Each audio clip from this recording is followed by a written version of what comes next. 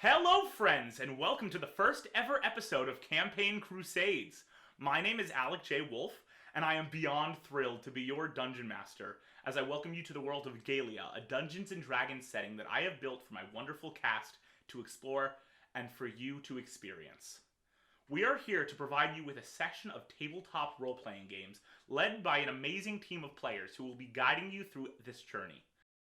The team includes Brian Thomas. Hey. Andrew Hickman. Hello. Morrigan le Fey. Hey. Clara Coppoletta. That's me. Jake Baker. Hello there. Emily Kreider. Hello. And Joe Thomas. Hey yo, what up? We will be entertaining you each week with a foray into our journey, a new episode each week, taking you into the lives of our motley crew of characters. This first session, we will travel within Galia to the continent of Iuna, where on the southern coast in the year 1550 lies the nation of Rivaryn. A country full of a vibrant history and lush cultural past, it is now a steampunk dystopia, suffering through a depression as the great ominous tower, once a marvel that ran the nation as a utopia, a near-perfect land has been shut down for years, and humans have taken over, bringing the nation to new lows with each decision. So, without further ado, let us jump right into our journey, right into our game, as we begin the latest tale in the Campaign Crusades setting, the race for Rivaryn.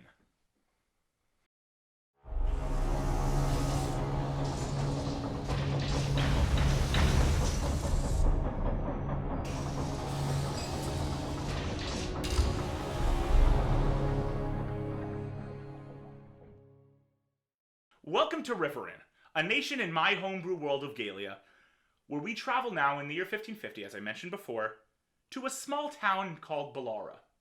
It is in the central region of the nation, home to a very small number of people. It's the kind of town where, when you look at it, you see almost fairy tale-esque buildings.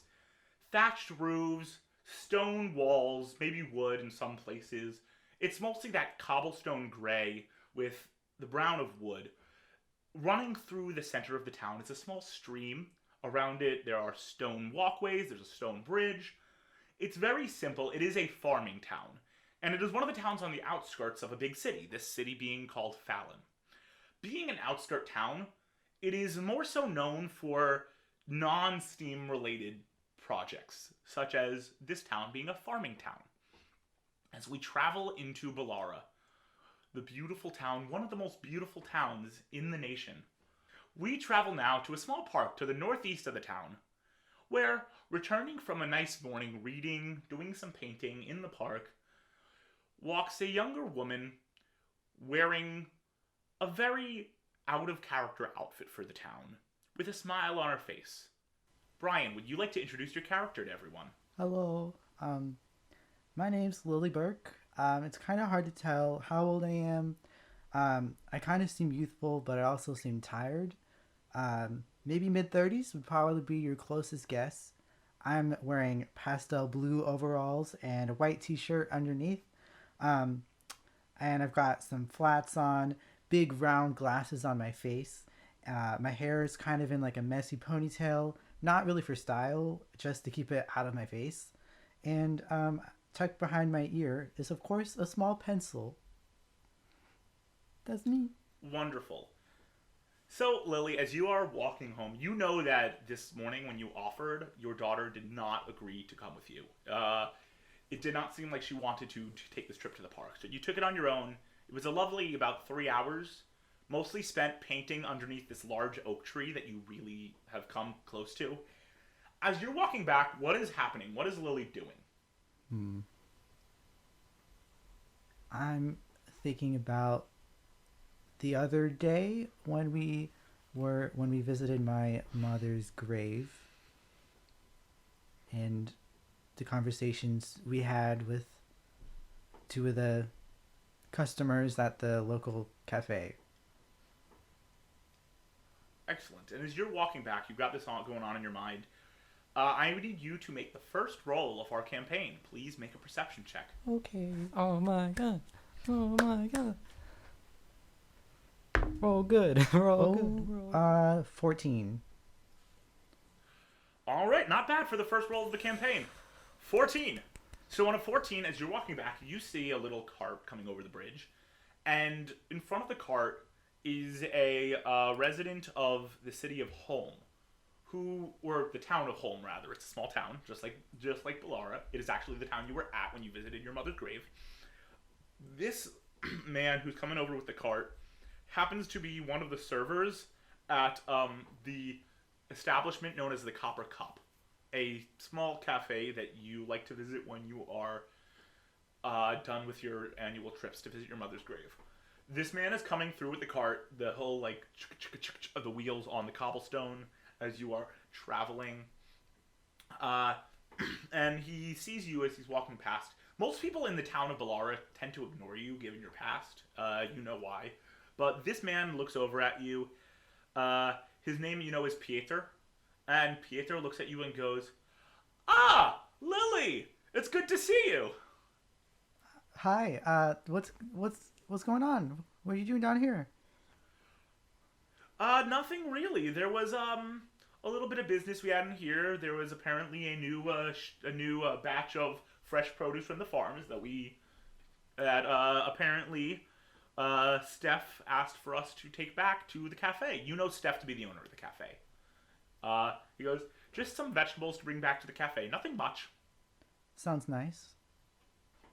How has your past few days been? Oh, fine. Spent some time in the park today. That's lovely. You sound a little on edge. Is everything all right? I'm, okay. Adira didn't want to come out with me again. Right. Well, you know how teens are. They act that way. They're not the most excited to hang with their parents. In fact, my son has rarely talked to me in the past few days. He's been locked up in his room doing God knows what with his doodads and woohickeys. My daughter loves her poetry and guitar. Right, yes. My son actually asked to take up the drums.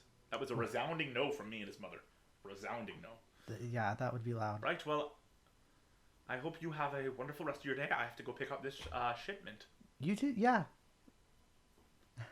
And he gives you a smile and a wave as he picks the cart back up and walks. It's frustrating to see that he's walking this cart by foot.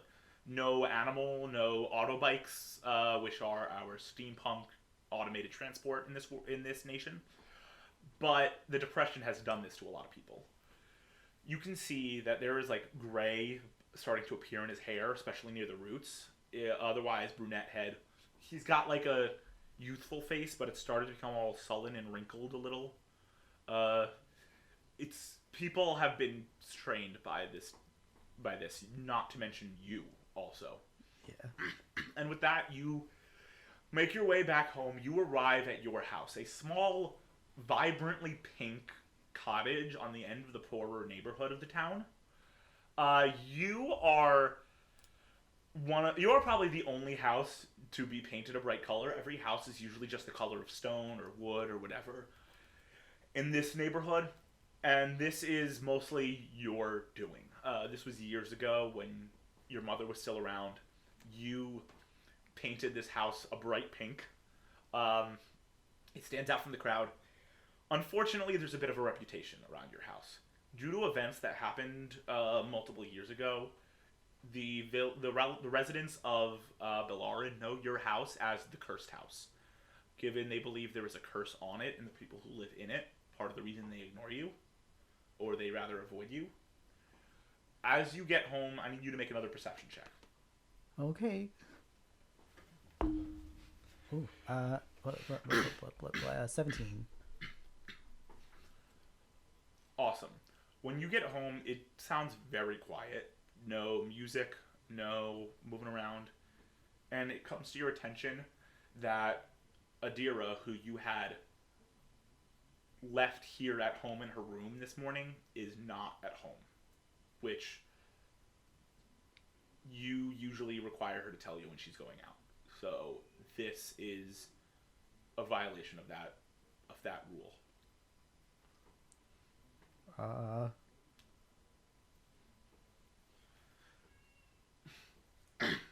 I'm gonna sit on the porch and just wait for her.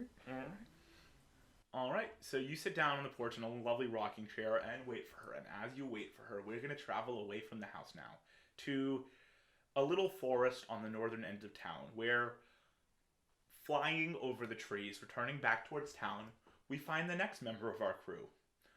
Emily, would you like to introduce your character? Yes, I would. My name's Adira. I'm 13 years old. Right now, I am in my were-raven form, so I basically look like a humanoid bird with sleek black feathers, wings, and a beak. Right now I'm just flying over, taking a look to see if there's any cool things I can find on the ground. But usually I like to spend my time writing poetry, playing bass guitar, listening to music. So, yeah, that's me. Wonderful. So, Adira, as you're flying back over town in your were-raven form, you need to make an investigation check for me as you're looking for interesting bits and bobbins. Mm-hmm.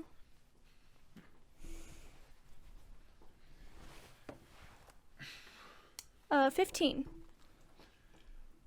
You don't see any rare things, nothing magical, nothing like expensive, of course, because you're flying over forest. But you do notice, due to your sharper vision and your were-raven form, there are a few patches of flowers on the forest floor below where you're flying, and you do notice a patch of lilies. I'll descend, and when I hit the ground, I'll return to my normal form. So as a regular 13-year-old girl, I'm wearing like a black pinafore type dress. Basically everything I have on is black nails, black lips. My hair has it's long and straight black, and I've got like a choker feather necklace combo going on. But considering I left home without letting my mom know, I suppose maybe I can, pick some lilies for her, and that's what I'll do. Awesome. So you pick the lilies. You pick about 4 or 5 good ones, and make a tiny bunch of flowers, a tiny bouquet. And do you head back home? Yeah, I think I've done just about everything I can for today. Got my flying in. Cool. So you are at this point at the northern end of town. So at this point, if you don't want... The townsfolk don't know about your inform. Only you and your mother know. So if you don't want to be seen, you know the best course of action is to walk on foot from here. Though it is 100% up to you how you would like to return home. Yeah, I'll walk on foot. Awesome. So you head back on foot. You get a few weird looks from people as you walk through town. Because, yeah, you are just another 13-year-old kid. But you're dressed in all black, fully goth. No one in town really dresses like that. And you're also homeschooled in the cursed house by your mom, who also is ridiculed by the town. So you are considered an outcast. So you get a few weird looks as you're walking home. I'm not normal. I know that, and I prefer it that way. Is that in your head or out loud? In my head. All right. And so you walk back to your house, and you see sitting on the porch looking... Well, Brian, would you like to describe how Lily's looking? She's probably lost in headspace. Lost somewhere else. So you're lost. Okay, you're lost in your headspace. Adira, you arrive home, and you see your mom on the porch, kind of zoned out. Lily, you're zoned out as you are sit on the porch. But you do need to make a perception check for me. Okay. Oh, that's a 5. You don't hear the sounds of the footsteps of your daughter walk up until Adira, you're already on the porch and she still hasn't noticed you. Mom, Oh, I picked these for you. uh, And I just hand her the oh, lilies. thank you. And I walk inside. I'll follow her. I'm heading straight to my room if I can help it. Like I'm on a I'm gonna keep course of following action. and try to talk to you and be like, so usually when you go out, I want to know, before you go. And you just cut off as the door to a room closes. And Adira, you make it in your room. Yeah, from inside, I'm gonna say, not a big deal. I can protect myself out there.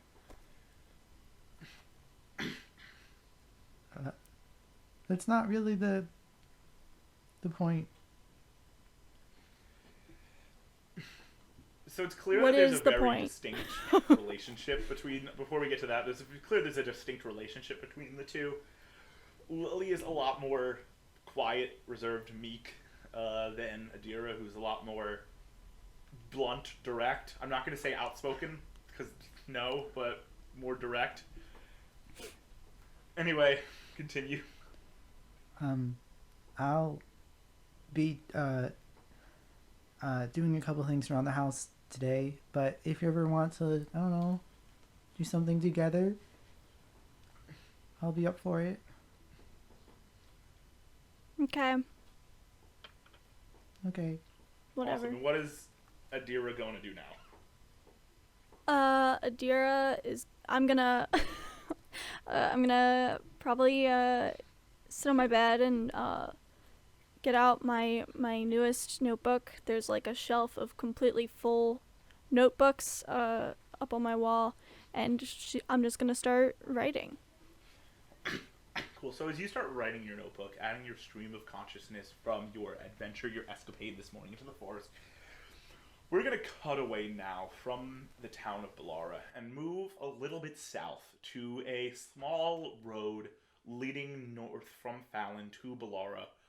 A farm road that cuts between the vast miles of farmland, growing all different kinds of crops. And between two cornfields, with corn shooting high up into the air, we find a duo, a pair, that is walking together on foot on this dirt road. They've been walking for the better part of a day. They both look kind of tired, very unhappy with how much walking they've had to do. They look like they've been traveling together for a while. It seems like there's almost a silent agreement between the two of them, whatever it may be about.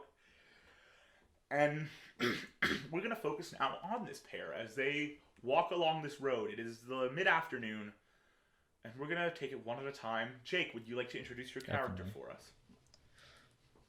Hello, my name's Bo Axel. How do you do? Looking at me, you notice that I'm wearing some fine black clothes. I don't indulge much, but I saw this coat and I couldn't resist. I hope you like the beard and the dark brown mess on top of my head, but don't mind the graying. School can get to you. And you should know that I'm a sucker for all things arcane. And I'm over here with my friend. Speaking of your friend, Joe, would you like to introduce your character for us? Absolutely. So yeah, I have kind of this striking white hair with kind of some brown roots in it. So it's like, is it dyed? Is it natural? You'll have to ask me to find out. But what's kind of weird is I have this white hair, but you would say like probably 24-ish if you looked at me. Just making a little guesstimation.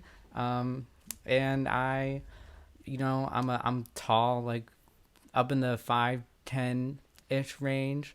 Got a nice build, and I look like I could kick your butt. I got like a scimitar on my back, a nice aviator jacket, and some nice lace-up boots, and I have an emerald pendant that you can see. It's pretty. And my name is Kai Truman. I should probably say that. So yeah, that's me. So you see, y'all see these two, y'all being the audience, not my players. You see these two men walking through the fields towards the town of Bellara, clearly fixed on that as their destination, looking almost like a duo directly out of a one of those action adventure buddy guy movies that dads really like to watch. And as they're walking along, like something that stars like Ryan Reynolds or Samuel L. Jackson or Vin Diesel or all three of like them. That. All three of them together, yes. And so as they're walking along, Bo and Kai, are you interacting in any conversation of any kind? You finally come along the horizon of the town. It very much looks like this small, quaint town on the edge of the cornfields. Small thatched roofs. It clearly looks like no kind of place either of you would prefer to live, being city people. But are you engaging in a conversation as you are approaching the town? Yeah, I have something I would actually like to talk to him about. So I'll say, hey, Bo, remember the other day when I got pranked into the dark void? Yeah, I didn't know we were talking about that right now.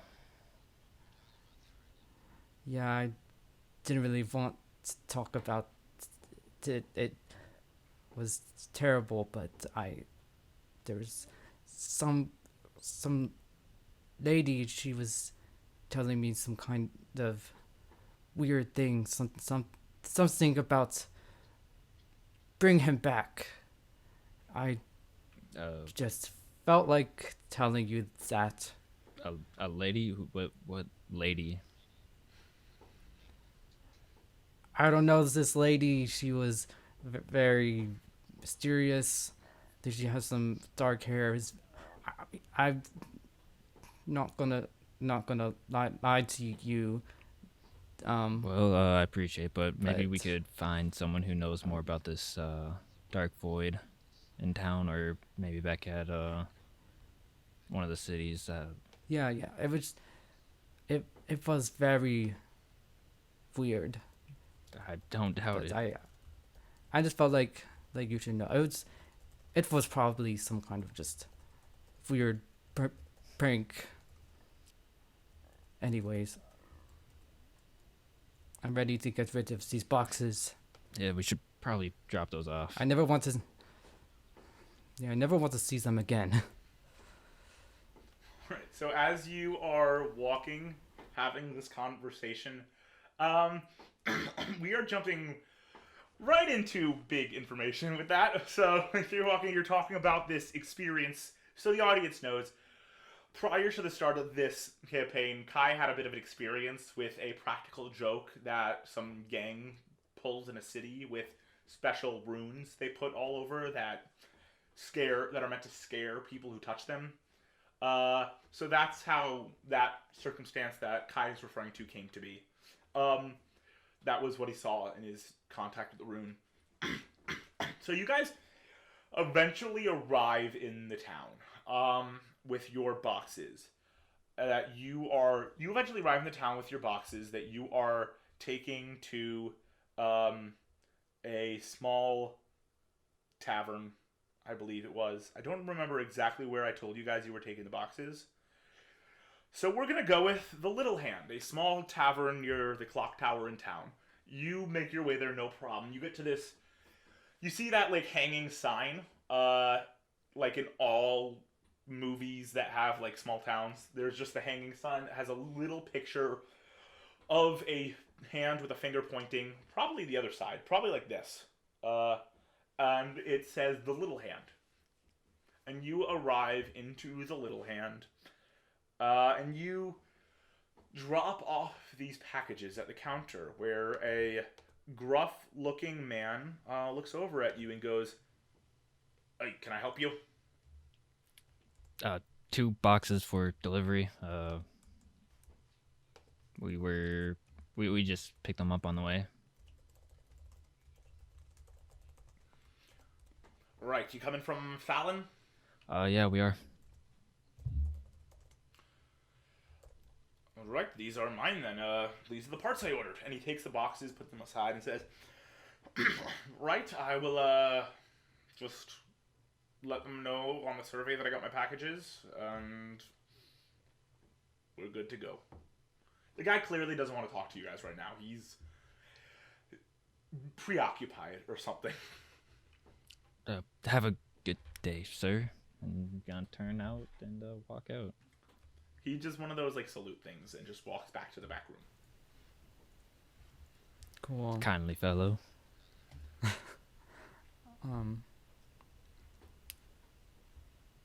So,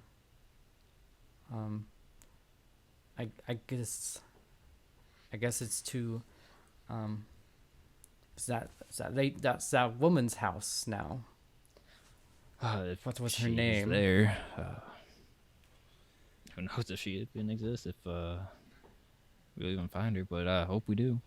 I mean, Alright, could both of you make survival checks? oh, Because survival checks are how you determine if you can make it somewhere.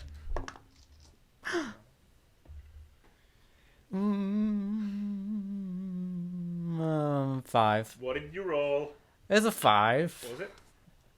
5. Alright, 5. And 11. what about for Bo? 11. So the two of you don't have an easy time finding this house. You're traveling for a while. You keep asking people, excuse me, do you know where, and you insert the name of the woman in there, which I'm going to withhold for dramatic effect. You ask if they know where her house is, and they all just seem to give you weird looks and shake their heads. Not like they're saying they don't know where it is, but they just shake their heads like they don't want to have this conversation. And you are having trouble finding it, but eventually you do find a house where there is a small mailbox out front. It's a vibrant pink house. And there's a small mailbox out front that says on the side the last name Bjerke. Bjerke. Bjerke. And it comes to your attention that this must be your destination. And with that, we are going to pull away from these characters for now. We are going to head to a small inn. That's the word I'm looking for. Sometimes when you play D&D, you forget what things are called. We travel now to a small inn in town, one of several inns, but this one seems to be the smallest, cheapest, low-quality one for people who can't really afford higher quality, where inside this inn, the Sea Glass Inn, we see in this lobby, coming down from the stairs that lead to the second floor with all the rooms, we see a little family, for lack of a better term, where there is a tall, striking woman, clearly has got her hands full with these 2 youngins running around her feet. We find our next group of characters, and we're going to start with this woman. Morgan, would you like to introduce your character? Hi, my name is Lola. If you were to look at me, you'd see I'm a little bit tall. I'm about 6 foot tall. I look like I'm about early to mid 30s. I've got waist length, platinum blonde hair. It's done up in some cute little braids with a little hairpin that I found. I've got an ankle length dress, some boots on, and I've got my 2 kids with me, and they keep my hands full. What time of day is it? It is mid-afternoon at this point. Alright, I'm heading down the stairs to go and get my kids some lunch. Alright. As you're struggling to take these kids out for lunch, we're going to focus on one of these kids, where we see a young boy trailing a little awkwardly behind Lola. Clara, would you like to introduce your character? Yeah, I really would. So I'm Rin. I'm a little boy. I'm kind of scrawny and really short. I look really underfed too. All my clothes are really baggy. None of them really fit because I kind of had to find a lot of them like secondhand. I have these goggles that Lola got for me, but I forget to wear them a lot of the time. Yeah.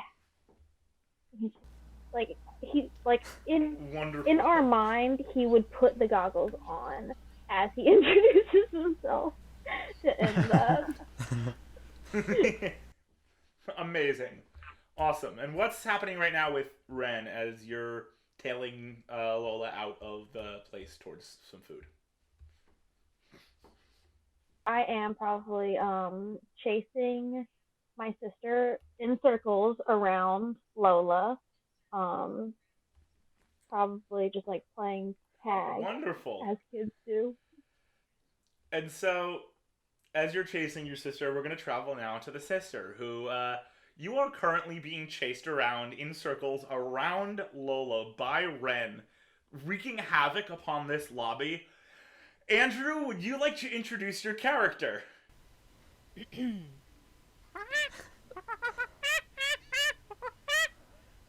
Translation. Hi, I'm Koko. And I am a lemur. So this is a nice little representation of her. She's wearing a diaper, so don't worry. Yeah. So it's gonna be real fun this campaign to communicate with y'all. So, just so you, our audience, are aware, you're not the only ones discovering now that Koko is indeed a lemur being played by one of our players. 4 of our friends in this campaign are also discovering this at the same time. So this is news By the to way, I asked Andrew if Koko was a monkey, and he told me no, so he lied to me. No, For a she's good a lemur. cause. There's a difference. Yeah, for a good cause, and a lemur is technically not a monkey. A lemur is its own species, so Andrew's right. There is technically not a monkey. Anyway, Lola, Ren, and Koko, you all leave the Sea Glass Inn, and you are now in town. What's going on with all of you right now as you're leaving? What's this mess like? I stoop down to pick up Koko to put her up on my shoulder so she stops running around my my ankles. I hug her head. That's right. Now, I need you guys to behave while we find somewhere to eat, okay? Okay. Ren? Okay. Well, where are we going? All right. That's a great question. Let's take a look down this way. And I turn down the first road So we you encounter. to make a turn. I need you to make a survival check for me. Pretty much to navigate your way.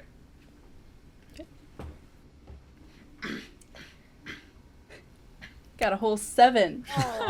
7. So you take a turn and you decide it might be a good idea to go in one specific direction.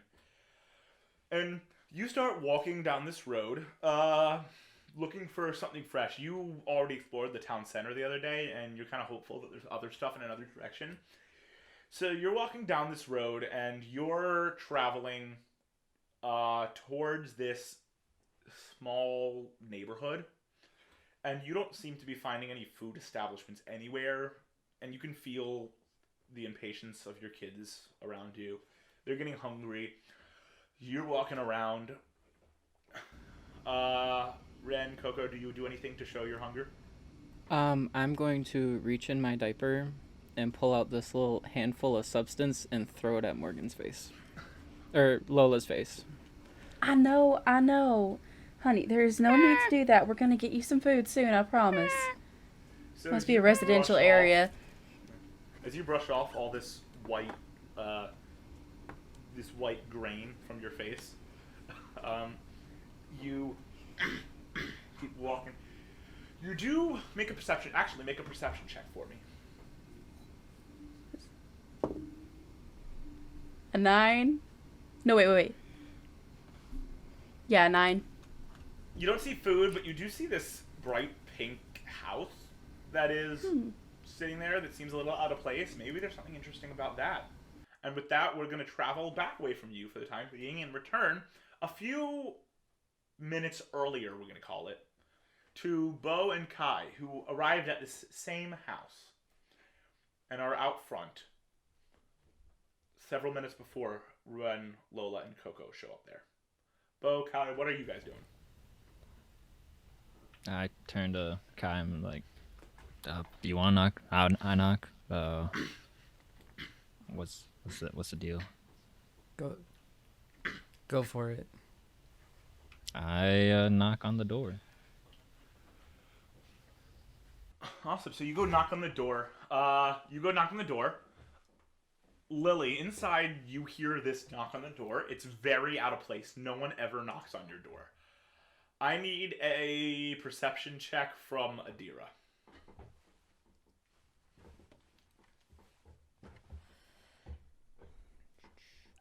15. You suddenly feel yourself pulled out of the stream of consciousness you're writing in your journal in that moment as you hear this knock, which to you also sounds incredibly out of place, as you know no one ever comes knocking. Lilje, what are you doing? I'm dusting with like a rag. I'm just trying to clean up. And that's wonderful, but I mean... Yeah. And then I'll hear the doorknob, and I'll say, "Coming," and I'll open the door. You see this strange man in a black coat and top hat, and another man with white hair, pretty much, and an aviator jacket. Hello. If we need to talk to you. I've heard. What is it about our reputation that's getting everywhere? God. I'll like kind of like mummer that to Bo. We don't have a reputation. Yes, it is. It is clear that you're starting to build a bit of a reputation. You already know the two of you are kind of building a reputation in the hospitality industry because the amount of places you've traveled looking for answers, you have stayed at enough hotels and eaten at enough restaurants that they all kind of know that you two are traveling around. It seems somehow some residential woman has heard that you were coming. Rhea, or Miss Burke, whatever you like. We just had a couple questions for you. I might have some bad news. Oh no. I'm Lilje Burke. I am the daughter of Rhea. Is your mother home? My mother... I just want to have you make an insight check, Bo, as you say that.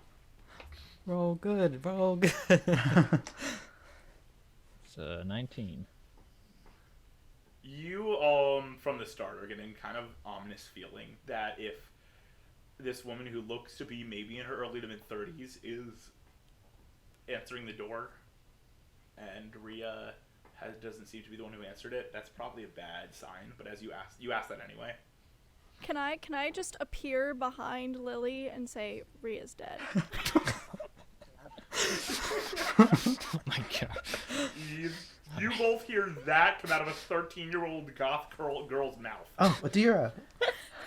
Whoa. Yeah, Hi. she's not with us anymore. I apologize. I'm sorry for your loss. Thanks. Can I ask why you're here or why you're looking for my mom? We just had some questions for her about Omnis Tower and maybe if she had any information on it. We heard that she may have been a daughter of one of the engineers on it. We don't really know. We just got this information a few days ago. Who?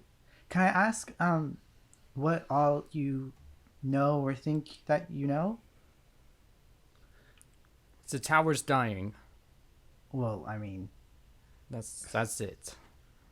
Yeah, that's pretty You much. see that kind of reaction, Kai? You see the kind of reaction from Lilje? Everyone knows that. Because everyone knows the tower's dying. Like, the vast majority of Rivaryn has lost all hope. Look, we all know that this tower is not going anywhere soon. We're just trying to see if we can fix it. I mean, I only heard a few stories of my grandma from my mom, but as far as I knew, she was like a janitor. I didn't think she was anything more than that on the tower. What kind of stories, can I ask? It's hard to remember. It was a while ago. Can we come inside? We were just carrying sure. these heavy boxes all day. Do you want, like, I don't know, like tea or something? Yeah. That'd be great. Okay, I'll start making some Thank you. tea.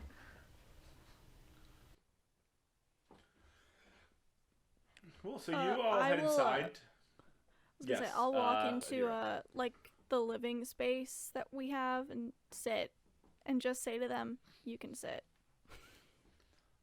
So you have this tiny living room. It's very shoddy, low quality. It's got an old couch. It's got this small love seat that isn't much of a love seat, more of a kind of like seat in terms of how old and decayed it is. It's kind of it's, I don't mean it like that. Not in the dirty way. I mean it's just so old and worn that it seems like the word love seat is not appropriate anymore. It's more like a, I guess it's okay seat. It's like ripped in a few places, faded. There's a small coffee table. As Lilje heads into the kitchen, Lilje and Adira, both of you, please make history checks for me.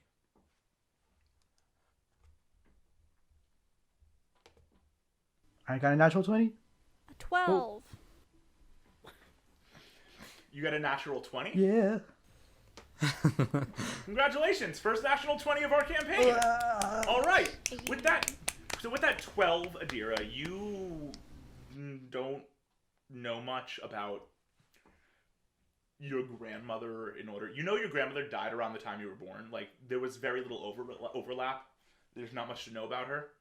You have heard stories about the fact that she worked on the tower to some capacity from your mom, but that's about it. And these men are apparently looking for her. With that natural 20, Lilje, you know there's a small closet in your room it was once your mom's room before Adira was born, when your mom was still around and you had Adira's room. There's a small closet you don't touch anymore. It was your mom's closet with all of her stuff beyond clothes. You've left it untouched for a long time.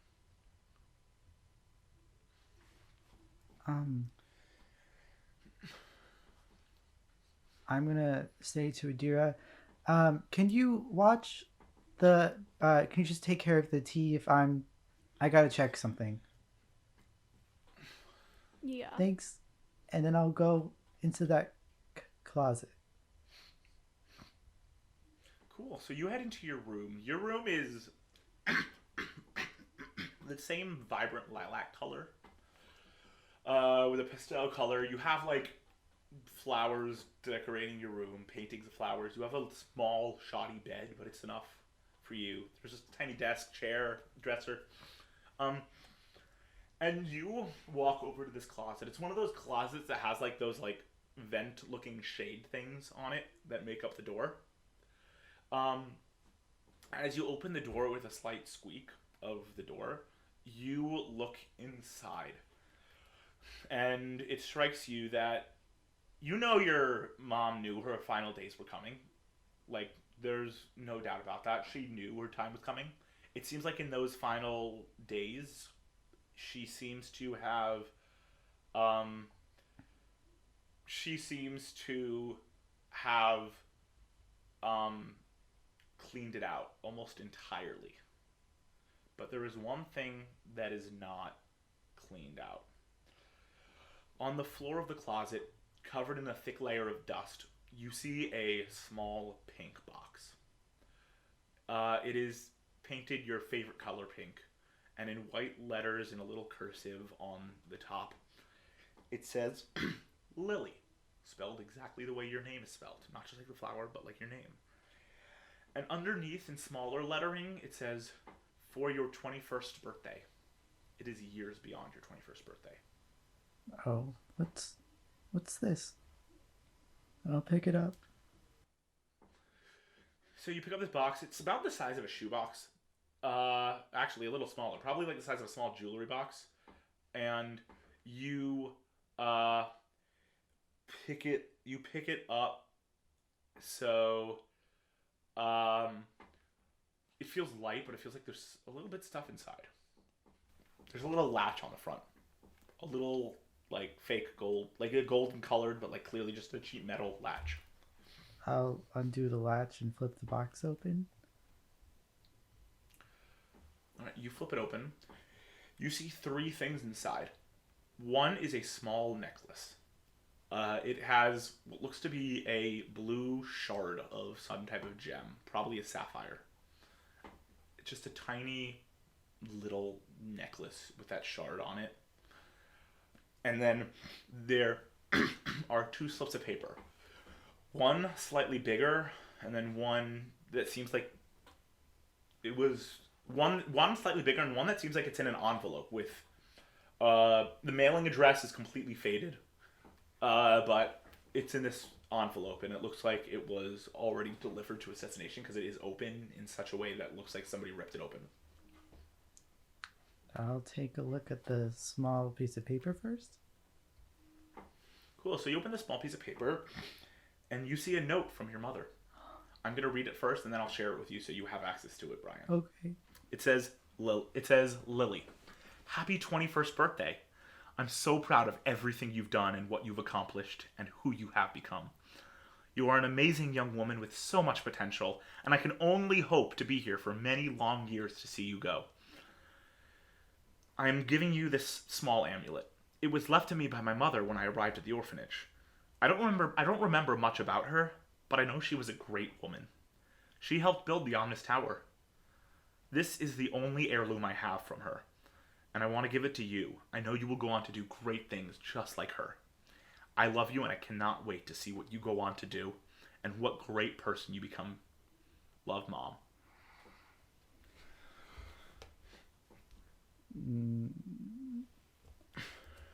I will walk back into the main room and I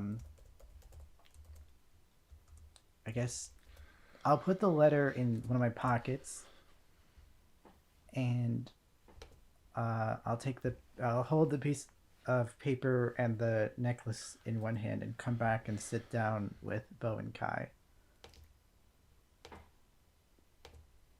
The letter being the one you did not read, you're holding on to. Huh? In your pocket. The letter is the piece of paper you did not read. What you read is the other slip of paper. Did you pocket the note that you just read, or did you pocket the letter? I pocketed the letter. That you have not read. And then I have the note and the necklace in my hand. Okay, but I want to make sure. You have the note that you did read in your hand. Okay. Yeah. Just making sure that we're clear here. Yeah. Cool. So you walk back in, you have the, and you're holding on to this small necklace, this sapphire necklace shard. And you are holding on to this slip of paper in your other hand. And you walk back into the room where everyone is.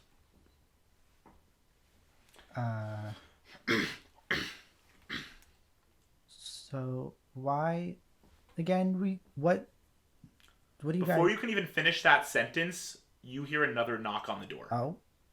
Who would not... I'm gonna go answer the door. So you answer the door, Adira, are you following this time too or no?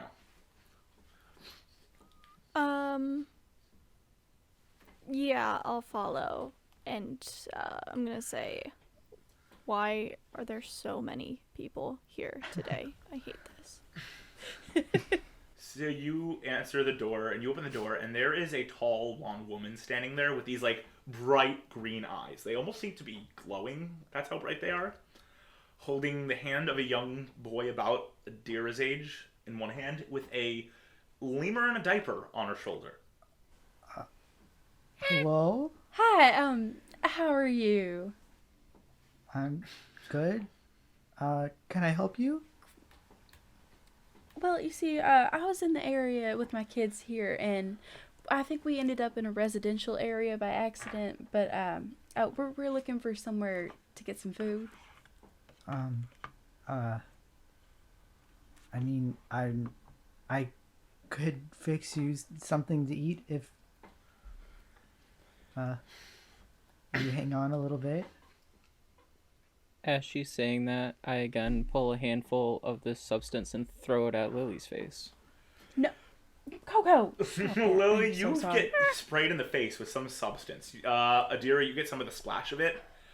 A little bit, Lily, lands in your mouth, and you taste it. It's very clearly salt. What's that is thrown in your face is just pure salt. Like table salt. Ma'am, I'm so sorry. She does that when she gets hungry. Honestly, I don't think we can go much farther. So if you really are offering, I will absolutely take it. I'll pay you back for the food. I mean, Adira, there's some salt on your face as well. If you'd like, I can go out and see if I can grab or catch something for dinner. If it would be easier on you. Oh, I don't want to put you out like that. I've been put out of my whole life. I really don't care what I do. I want perception checks from both Ren and Adira. Yeah. I'm just like staring into Lily's soul right now. Just Lily, you have never been more off-put in your life. That's a 23 perception. That's a natural 20, boy. Oh my God. So the two of you look at each other and make eye contact. And in that very brief moment, you realize you are about the same age, and you could not be further from different kids. One of you is a little more vibrant and a little more, like, just standing happily, like, swaying in the breeze, like, okay, we're going to get food. And the other one is angst incarnate, for lack of a better term. You two are very different kids. And there's that moment of clarity where it's like, okay, maybe I'm not the standard of all children. I don't think I've ever thought that I was the standard for children. In fact, I took pride in being not the standard for children. This is your first real interaction with a person your age who is not you. Yeah.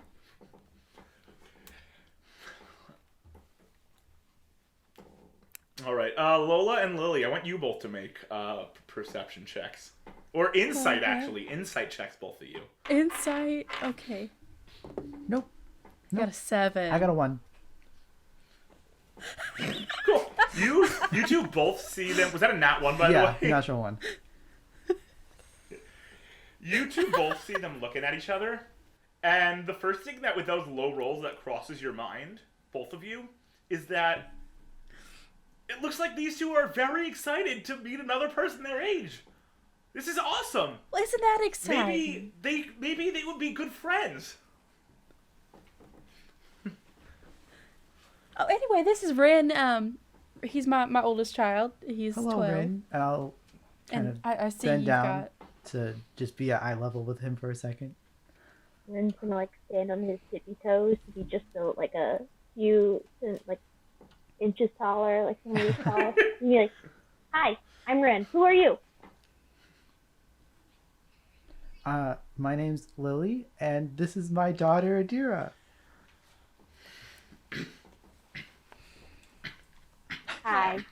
Why are you wearing all black?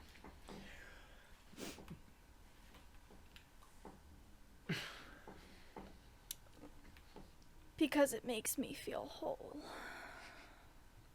Anyway, do you want me to go get food, Mom? You know,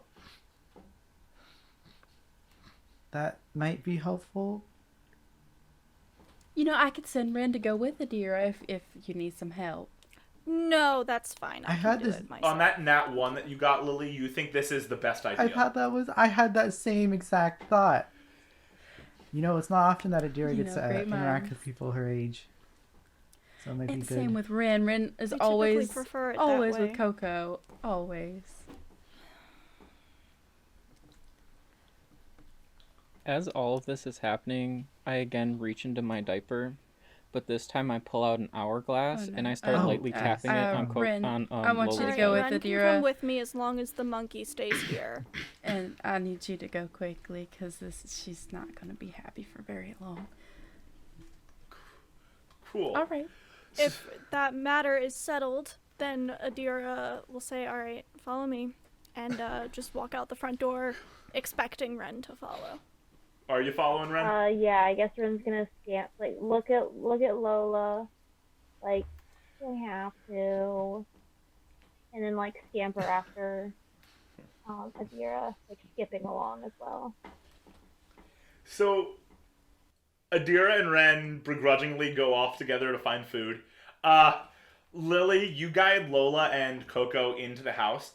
Bo and Kai, just as you're thinking, what is taking so long? You see walking back into this living room is Lily, trailed by a very tall woman with a monkey on her shoulders.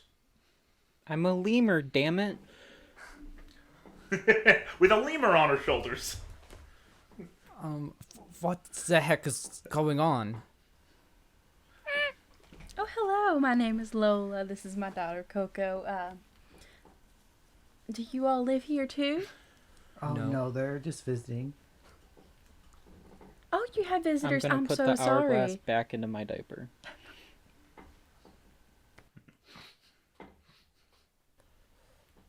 This is kind of an important this discussion. It's becoming a bit of a circus. Well, they needed help, and you know, it's only one meal. It's not what we have to discuss isn't extremely what's the word? Private. Confidential. Yeah, it's not. I don't think we're talking about anything that they can't hear. All right. Just don't let the monkey touch me. I'm gonna jump from Lola right onto Kai's head and start, like, going through it, like, trying to find bugs. Oh my gosh. Get it off, get it off, get it off. Sorry about that. She's just kind of hungry. Look, Koko, come back over here. Do you have anything she could, just like snack on, by any chance? Have any what? Like anything she could snack on, like a chip or something. Let me check. And I'll check the pantry for something. I'm gonna jump from Kai to Lily. And ride on Lily.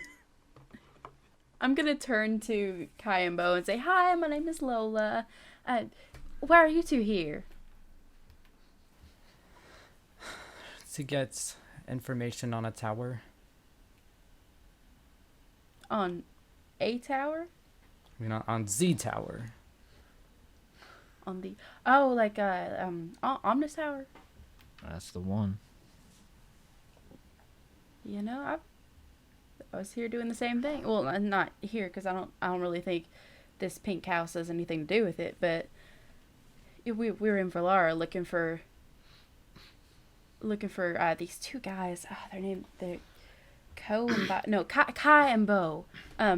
This guy he told us What? his classmate Bo had something. He was studying something, but then he left. And then they were looking for this woman, the daughter of Rhea Burke. And and they're traveling together somewhere in this area, and I look up and realize the descriptions match them perfectly. I'm just standing with my arms crossed at the moment. I'm like balancing a book, but it's a Uh, lemur on You my know. head. You Bowen- remarkably look like those two. Bo and Kai, you start to get the feeling that your friend Vizel from school did a really bad job of keeping the information that you got that he shared with you guys, and the fact you're traveling private. Well, good job. You seem to have found us. And by coincidence, no less. So, do you have any information on that tower yet? So what was that? Do you have any information on that tower yet? We were getting there, and then you knocked on the door. Oh, is this Rhea Burke's house? I'm her daughter. Oh, that's a You pleasure actually to don't meet respond you. with that because you don't hear her because you Oh. were in the kitchen with a monkey or a lemur. I'm sorry, Andrew, on your shoulders. You have Koko on your shoulders. You walk into the kitchen. You open this little pantry, and you do see a box of biscuits on a higher shelf of it. That's a little harder to reach. Oh. You haven't touched those biscuits in a long time, but it seems like those biscuits are, there and clearly present. I'll reach up and try to grab the biscuits. Cool. Make an athletics check. Oh, okay.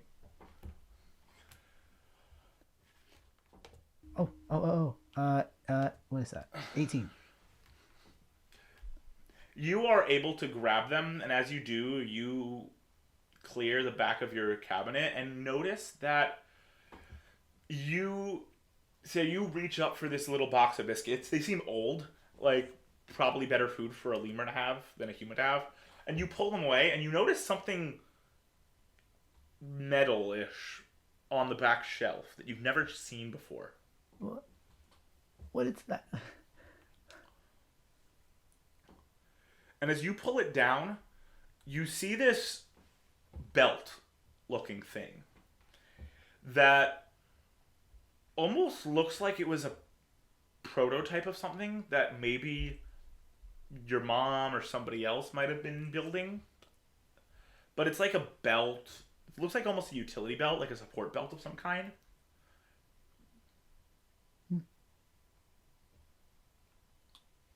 I will grab the belts and the biscuits and balance the lemur on my head, and then come back to the group and place the belt and the biscuits on the table and hope that the lemur, decides to step off of me. I climb down onto Lily's shoulder and I turn her face towards mine and I touch foreheads with her and tap her cheek twice and then hop down and start eating the biscuits. I need Lily, Bo, Kai, and Lola all to make investigation checks as this belt is put on the table. Oh my gosh, you guys. I got my first nat 20 of the campaign, so. Whoa! Yay! Nice. Only got 15. I got a 13. I also got a 13. Ooh, twins. Oh my god. Lola should be rolling with advantage on this. I should be, shouldn't I? I got a, is that a 6 or a 9? 14. All right. So, Lily and Bo, you're not sure what this thing is, this belt. You're not exactly sure what it's meant to do. Kai, you aren't quite sure either, but with that nat 20, you know that this is some form of what's the word I'm looking for? You know this is some form of preliminary tech, clearly a prototype of something. Clearly designed for some specific usage, but you're not sure what. Lola, you look at this belt and you can almost envision, like, you almost see in front of you these blueprints appearing. Like, it's almost like you're actually seeing them, but it's like these blueprints of this belt and what it is. It looks like a preliminary utility belt designed for public function, even for mainly omnimech function. It can be used by other people, maybe. Like, the belts that are released to the public could be used by other people, but this still looks like very early prototype of that belt. Where did you get a utility belt from? Is that what that is? I have no idea. Yeah, it's a pretty early prototype. I do a lot of tinkering on the side to I get knew money for that our that travels. was what that was too. Yeah, it's an earlier model, but can I would you mind if I picked it up and took a look at it? Oh, be my guest. All right, let's see here. I would like to further investigate this belt and see if I can figure out how it works. Cool. So you're looking at it, and you, after looking at some of the aspects of it, know that this being an earlier model is only going to function if somebody who knows how to utilize it is wearing it. You know how to utilize it. You're getting the feeling, looking at these people, none of them have any idea how it works. And it would be useless to them. So, you don't... I look directly at Lilje. You don't really have very much technological experience, do you? Oh, goodness, no. So, this belt, it'll only work with someone that has a certain degree of proficiency with, tech like this. Would you mind? I mean, I can compensate you for it, but I'm very, very interested in it. Oh, my! I didn't even know I had it till today. You could totally have it. Oh, all right. Would you like a little bit of gold or silver? I as I'm asking her, I'm putting it on my waist. Oh. So you're already putting it on your waist? Yeah. I don't really need anything. Oh. All right. Okay. All right. Let's see. Okay, I think, how does it look? You put it on and press a button, and you can already feel like a few lights around it turn on as you attune to this belt, this tech belt. And it feels right being worn by you. Like, it feels like it's like you wearing it is right. Like, you can use this properly. All right.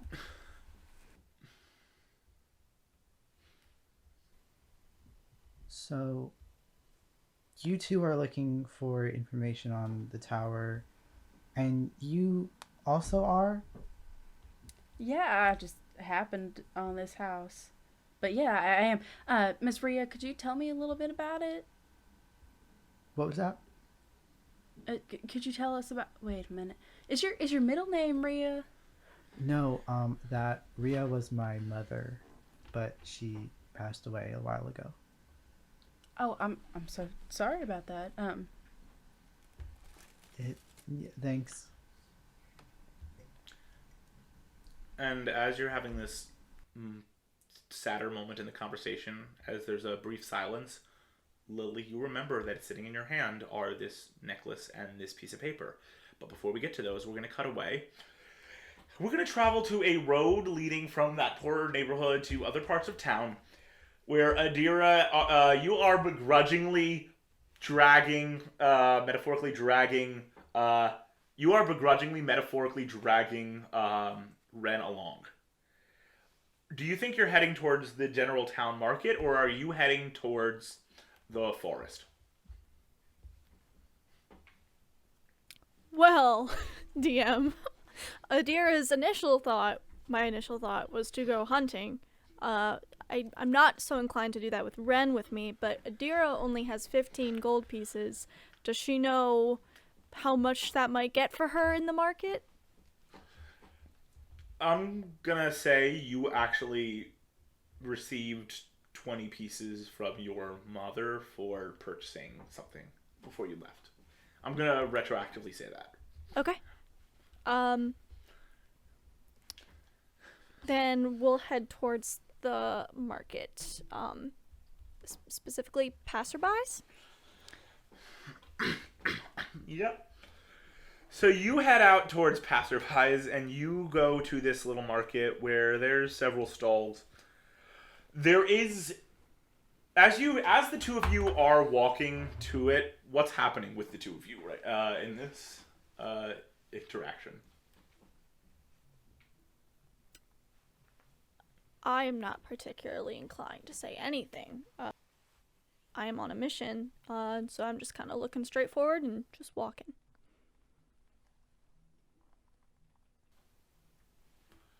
Ren, this girl has not said a word or looked at you.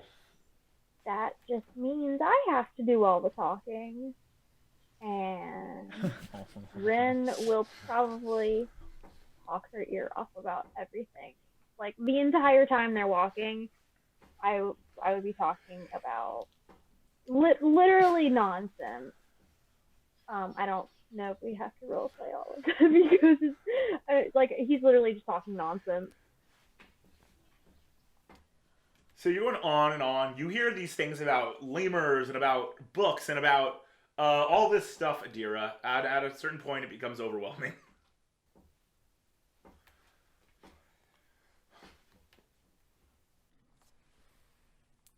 I'm internally cursing this woman, Lola, who sent her idiot son with me.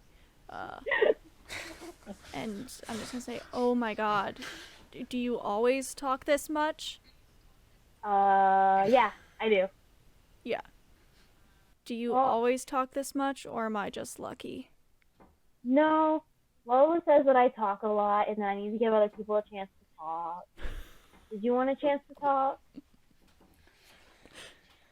Not particularly. And he's gonna, I think at that point, I'll get the context clues of what she's going for, and I'll just fall into silence. It's probably comfortable for Adira, but for Ren, it's I should be talking. I should be doing something. This is excruciating for you, Ren. The two of you eventually arrive at this market at passerbys. There is a stall with some pre-made items that just need to be warmed up, Adira, and you do see. Make an investigation check for me. I got a nat 20 on that investigation. You got a nat 20. You immediately spot this large chicken pot pie that seems like it would be a perfect size for multiple people. And then you see a larger vegetable pie. Or no, a smaller vegetable pie that seems like it'd be good for non-meat eaters. Mm-hmm. Do I have enough for both? I say because I don't remember if... Yeah, you do have enough for both. I don't remember... I'm saying that because I don't remember what we agreed on, but... Brian, is Lily a vegetarian? Yeah, she is. I remembered correctly. You probably have enough for both, you think. Yeah. And you pay for it.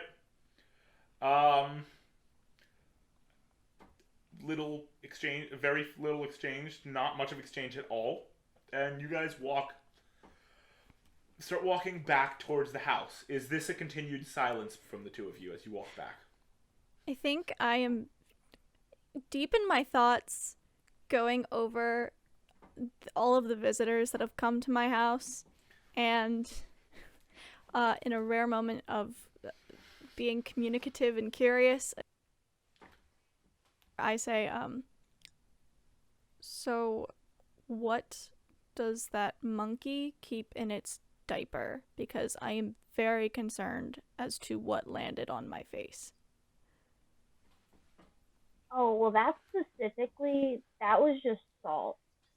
Cookie keeps all sorts of things in her diaper. We really don't know all of it. She kind of pulls them out sometimes. We don't really ask questions. She doesn't really answer them either.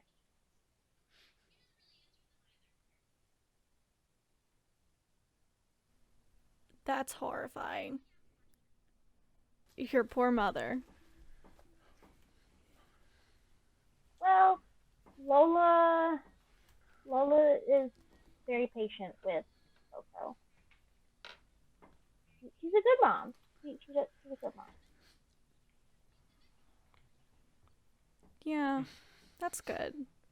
Mine's a good mom. too. She seems really nice. I wouldn't want her for my mom, but maybe for a second mom. You can have two moms. She's really nice. Most of the time, I don't think I deserve her. And that's all I'm gonna say, and I'm gonna keep heading back to the house. You guys, in an awkward silence, walk back to the house, heading back for dinner, to run this up, to interact with all these random people in the house. Ren, you don't even know two of them are there yet because you haven't been in the living room. And as the two of you start walking back to the house, and the rest of you are in the living room looking at the belt, we're going to take our first break. Okay. Each week, we here at Campaign Crusades want to give a special non-sponsored shout out to an individual or organization whose service has been absolutely integral in helping us create the best possible content for you all at home. This week, our non-sponsored shout out goes to D&D Beyond, whose service, including their character creator, their homebrew content creator, and every single sourcebook they have, has been huge in helping us get on our feet and create a product that is worthy of your guys' time. It has cut so much of the pain of creating Dungeons & Dragons out of the way so we can focus on the good parts for you all. So thank you to D&D Beyond for everything you have done in creating your service. It has been absolutely helpful to every single one of us in this group.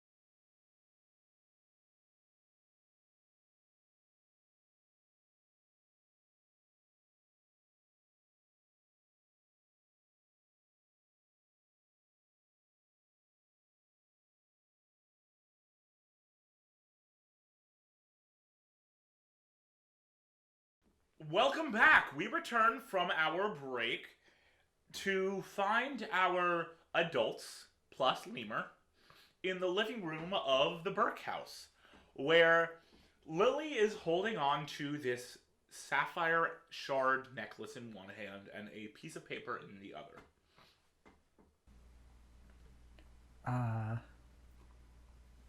If you don't mind me asking, what I is found- that? I found these two things in my closet, and I'll just put them on the table. Is any of this helpful to you guys? I'm gonna run up and grab that amulet. Koko. You just Oh no, found it in your closet. Why would it pertain to us? I'm not sure. The note mentions my grandmother. Is this the note that There's is also already in this. Discord? Yeah. Okay. I also found this, and I'll pull out the letter, but I haven't looked at it yet. I'll pick up the note and start reading it real quick. Which note? The one that It's on the table. Lilje already read? Okay. Would you mind if I took a look at the letter? Go ahead. I'm gonna read that letter. Cool. So Kai, you open the letter and it says it's an old letter. It seems like it was addressed to Rhea. As you are looking at it and reading it, you see that it's kind of faded. There's some stains of like wear and tear on it. It says, "Rhea, it was so nice to hear from you in your last letter. We miss you around the shop. You always had such a wonderful taste in tea. I'm glad to hear you're doing well. It was wonderful to hear about baby Lilje. I hope you and she are finding a pleasant life in Bellara. Life around the shop has gotten slow, but I do have some wonderful news. I bought it. I am now the proud owner of the tea shop after 25 years. You must come back to visit us in Fallon soon, and bring the child, please. I hope to hear from you again soon. With love, Aldre Vansom." I will post this for you guys to all read as well. I'm gonna kind of slam the letter down. Just be like, "This is just about tea." Just like, I'm gonna mimic Kai and just and then slam the amulet down. No. Koko. Don't. I'm so sorry. She's hungry. I'm gonna pick the amulet back up and start chewing on it. No. Koko, put that down. Put that down, or you're not gonna. I'll send you to bed early. Put it down. Do you want to? You have to the count of 3. 1, 2, 2.5, 2 3/4. That's right. I'm so sorry about that. Here, have this back. I'll take So it is indeed a sapphire shard, so there's no bite marks at all, but it does have saliva on it now. Oh, okay. As you are holding it again, Lilje, you notice there is a very soft glow to it. Almost an arcane glow, and you know this to be the case. Or rather, it feels more like a divine glow, rather. And you know this to be the case because of your experience with divinity. Can I try to inspect it further? Sure, give me an Arcana check. Okay. Ooh, that's a 9. So you're looking at it further. You know that it has some protective ability to it, but you have no idea what it is. You don't know exactly what this thing does or what it is. All you know is that it might be a good item to keep around you. Maybe wear as a necklace. I'll put it on. Wonderful. So you put it on, and you put it on, and you feel almost a connection to your mom wearing this. You don't know what this thing's doing yet, but you do. In your inventory, you can now find this amulet. Oh. Okay. Cool. What is everyone else doing at this moment? I'm walking over to Lola, like just on my legs with my arms out, crying.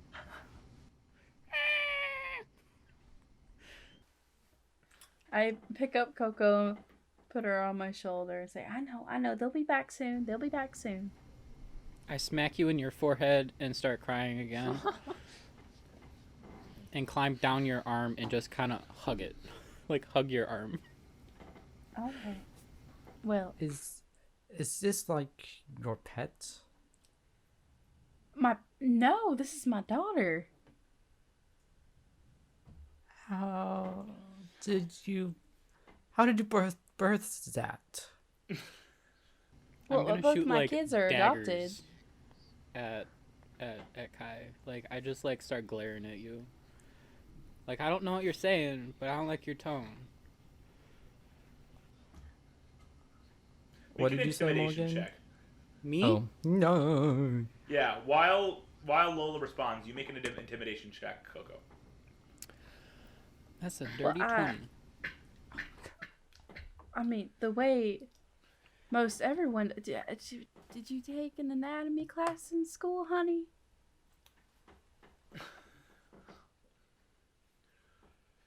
Kai, you get this response from Lola, but here's the deal: this lemur is giving you evil eyes, and it is very unsettling. And you just find it best not to continue this line of conversation.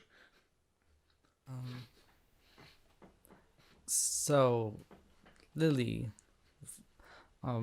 is there anything else? Any other kind of information? No, I've given you all I have.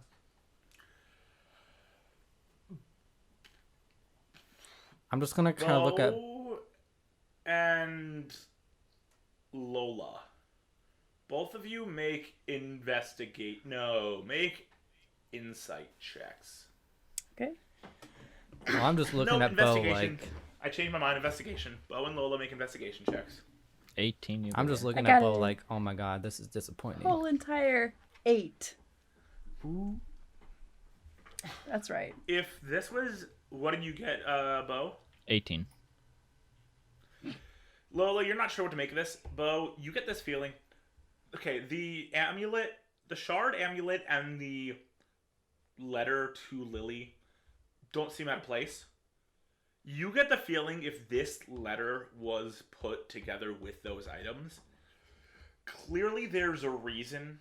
There has to be a reason. Like, clearly this letter is a clue or contains clues regarding this amulet shard, possibly the tower.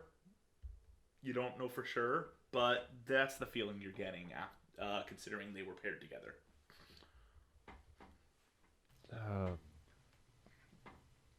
And you said that all the stuff was found together. Yeah, it was in a little box. Can I just examine both the notes and just like see if there's anything special about them? Yeah, the text is in the is available to all of you. I posted the text.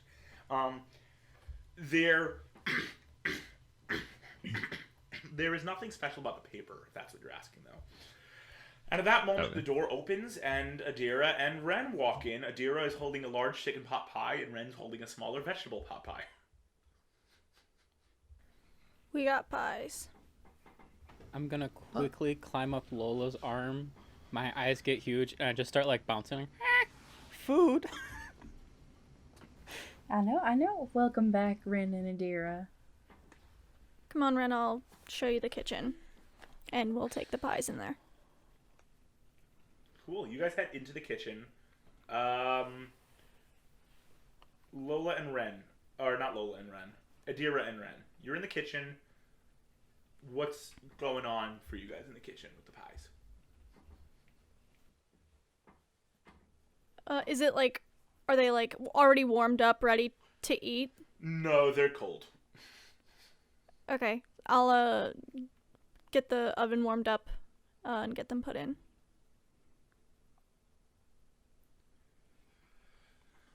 Cool. So you warm up the oven. While it's warming up, are you doing anything or just waiting there silently, the two of you? Adira is gonna go back to the living space where everyone is and say, so what did we miss? Ren will follow into the area and immediately go to Lola. Completely ignoring the young people. Who's this phantom to you? I asked Lilje. Do I know him? Not in your memory, no. I don't know. I'll say this. It doesn't require a roll. You don't know who that is. Yeah, I don't. I've never met him. I'll just jot a note of that name down real quick. Who's Vansom?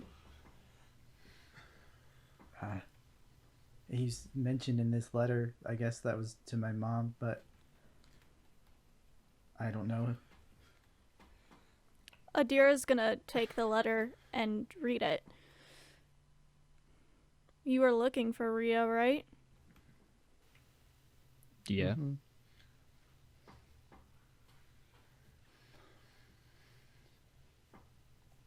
And she was connected to this person?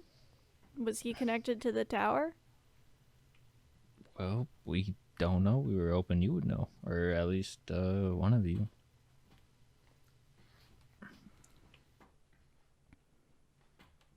Well, I'm 13 and I never met Rhea, so I don't know anything for sure.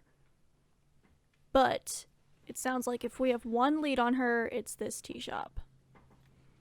She was being told to go to this tea shop, then maybe that's where you go. Not a bad idea. Yeah, I was just thinking about that. I was like, I got Were you? frustrated. Well, yeah, because I got Were frustrated. you really? I was. I I don't was- believe you. I was literally I was sitting here thinking like.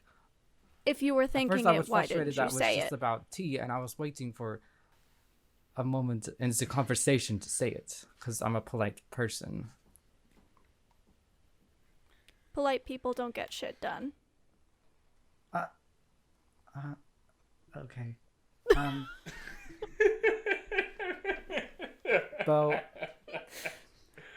Bo, are we done here? I mean, I kind of like this We one, actually. we know where we need to go. Yeah, we Well- can probably check this place out. Thanks to me. Like, Well, I mean, if do you guys are. What's your big plan? Fix a tower. Fix Save the tower. Rivaryn. And do you have any sort of ideas on how to do that besides coming to talk to us? We're gonna go to this tea shop. Obviously. This letter was written like a long time ago. Well, you think he's dead? Quite possibly. Only one way to find out. I need a wisdom saving throw from Lilje. Oh. Oh. I love how I don't even need to say what it's about. I just need to say that and you guys all freak out. Oh, natural 20. Oh, So on that natural 20, you have a thought cross your mind. And that is, these people may be looking for an answer for the tower and maybe looking for information. But whatever information they have, it's led them to your mother. Even though she may be deceased, it's still your mother. This is about her, it seems. She seems to have had a part to play in this. And great, these people can go try to turn on the tower or whatever, but if they're going to follow the path of your mother, who says that her descendant shouldn't be the one to do this? I will let you, obviously as the player, handle that how you wish, but that thought crosses your mind of this is your mother. This is her story. Clearly this is something you did not know about her. Listen, I don't know what you're really looking for. I really don't feel like he's going to have any information. But if you're going, I'm going to that tea guy. No And one's so are stopping you. we. As am I. Lilje, that strikes a chord with you. This could be dangerous. Adira, I'm not sure you should go. Why? We don't know really anything about what's gonna happen, and it might be too risky for you to go. I think you know very well that I'm capable of protecting myself. I don't think I'm going to experience anything more dangerous out there than I've already experienced here. I just gestured at her and like, look at her. I don't think anything will, cause her any trouble. I think she can handle herself. She looks like she gets in more trouble than trouble comes to her. That's just my guess, though. That is absolutely correct.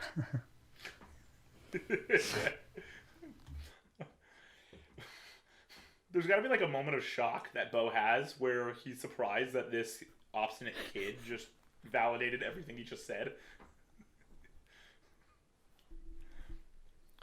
By the way, Adira is gonna go check on those pies to keep the house from burning hear the down. ding of the oven finally hitting 350 degrees at HDM.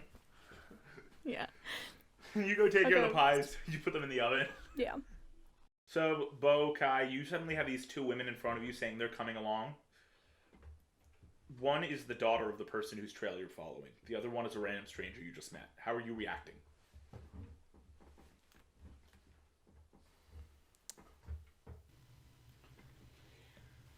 As long as they don't get in the way, I don't care, Kai. It's up to them to make that choice. I didn't ask to have like a bunch of people like travel with me. I mean, I understand that. I mean, if Lilje, if this is about your mother, then of course you should go. But like, this is a lot. I'll have anything at once. I just met most of you.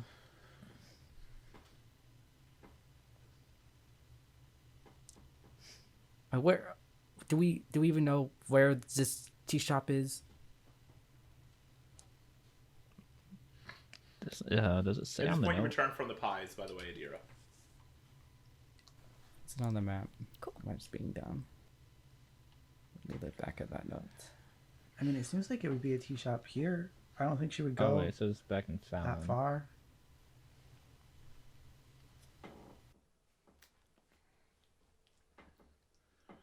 You know that Fallon's not far, all of you. It's the nearest major city. It's probably about a little under a day's journey on foot, and none of you. And you probably all don't know that the other people are in this same situation, but at least individually, all know none of you can afford to rent an auto bike. So it's going to be a full day of walking to get back to the city of Fallon. The pies smell good. Might as well eat something before we start walking again. It's also the evening at this point. So you're going to have to wait till tomorrow to walk. Okay, good, because Bo is tired. Oh, a sleepover. Yay.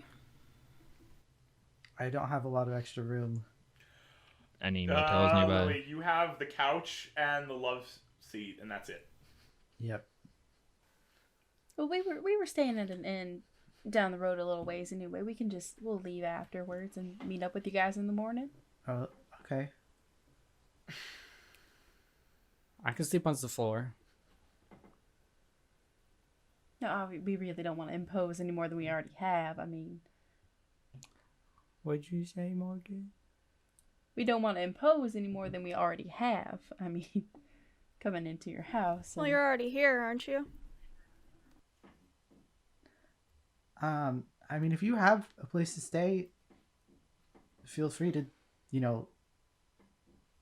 stay there. But if you need a place to stay, I can offer at least the roof.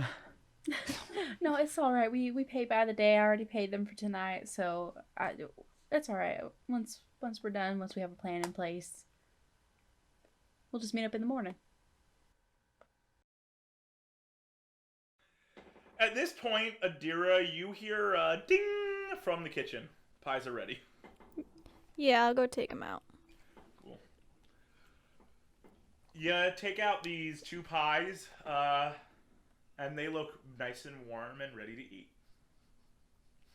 I'll pull out some plates and silverware and poke my head in the living room and say, food's ready.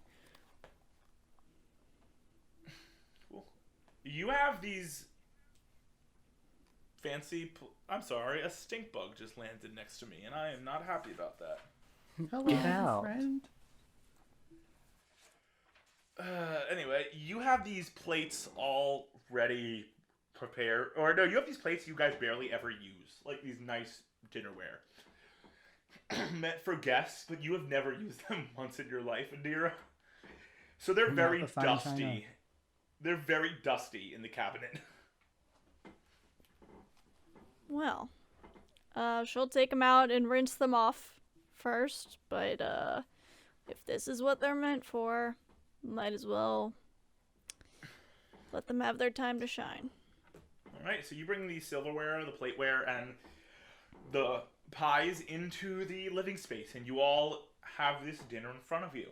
So as you all chow down, enjoy your dinner, and whatnot, is there anything that anyone particularly wants to share or talk about during the meal? I'm gonna say something to Lilje mostly. Just say, I'm very sorry. If I've acted kind of crabby today. This tower issue is obviously very important to everyone.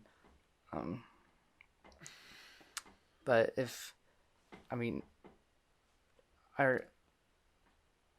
this school I was going to is not, up anymore, and my parents worked so hard to get me in there, and it's just, it's lots of money, and sometimes I worry about them being out on the streets, and it's tough times for everyone, but I guess sometimes it just gets to you. I understand that I got fired a little while ago, so we're just kind of hanging on right now. I understand how important it is to want to turn the tower on, but I wish we had more concrete direction. I don't really want to risk anyone's, and I'll kind of motion to Adira very subtly, safety. Mm-hmm. I understand. And then continue to eat my pie. I'll eat my vegetable pie. I'm eating meat pie. Chicky pie. What about everyone else? Is anyone else doing anything specific?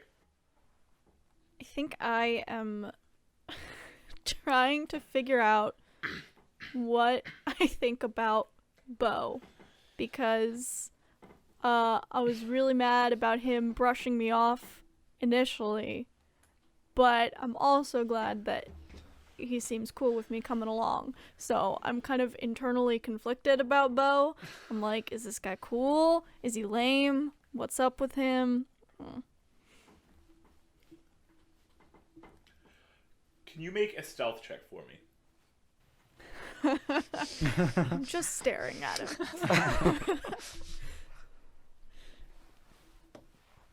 Oh no. Oh god. It's a 6.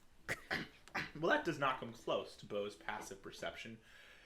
Bo, you notice this goth-looking girl kind of just staring at you, and just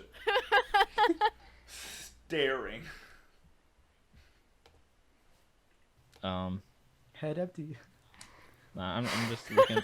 I'm looking back, and I take a drink without taking my eyes off her, and I like your clothes. They're pretty cool. Black's a good color. I like your clothes too. Black is a good color. Something on your mind?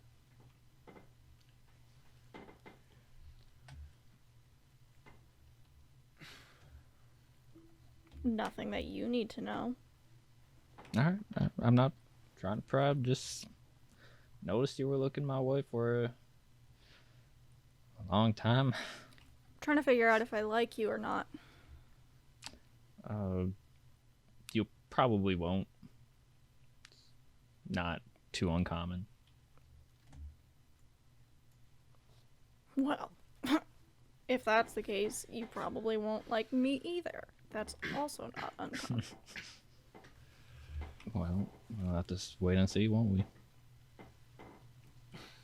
So as you're having this conversation, and Adira, you're talking with this guy who looks like he could be straight out of one of those bands you like, My Alchemical Romance, Fallout Bard, Peril in the Dungeon, any of those bands.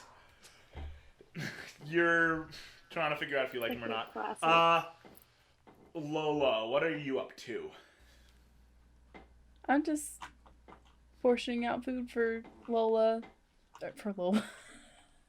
I'm just cutting a little bit of food up for Koko and sitting back and watching everything. All right. So you guys eventually all finish your dinner. And... I wanted to do something. Okay, what are you doing? After Lola has finished cutting up my food, I'm gonna pick up my plate and walk over to Adira and sit down next to her. And stare at Bo with her. Okay. I think I'm a little off-put. I'm not a fan of this lemur, seeing as it threw something at me in the first, minute of seeing me. But, I like that, she's helping me intimidate this man. Yeah, I'm kind of still. I was looking at Adira, but now I'm looking between them, and my first sip was confident and unwielding, but now it's a little more reserved.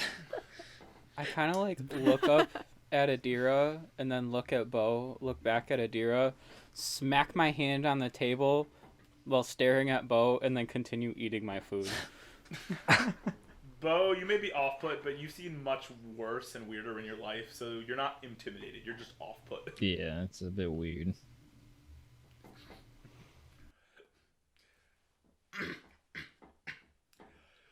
So you all eat the rest of the meal in sort of an awkward, uncomfortable silence, and eventually finish this meal. And it is seemingly decided you're all going to reconvene tomorrow for your travels.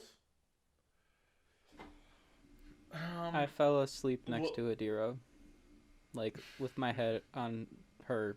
I don't know how high I am, so I don't know where exactly my head is, but... Well, we're not quite at the sleeping phase yet. Koko finished her food. It's nappy time. Cool. So you start napping against Adira. Adira, this lemur, is napping against you. Lilje, you are trying to figure out the sleeping arrangements. Kai, I need you to make a perception check for me. Okay. That's another nat 20, my guy. What? So you are looking at this goth girl who's staring at your partner in crime, and you have this moment where she looks very familiar. She's young, but she looks kind of familiar to you, weirdly enough. As you're wondering, you notice on the mantle in the corner are a bunch of pictures, and as you get up and look closer to them, and you look closer, you see this one picture of a young woman who does not appear to be either of the two people who live at this home. With a smile on her face, looking very carefree. You realize that shadow you saw that you were talking about as you were entering town with Bo on a nat 20, you think that shadow is the woman in this picture. Which, based off of the fact it's not Lilje or Adira, but also it looks a lot like Adira, that's probably Rhea. And you see, Rhea has this long, straight black hair, this pointed nose, thin face. She looks just like Adira, except a little older and happier.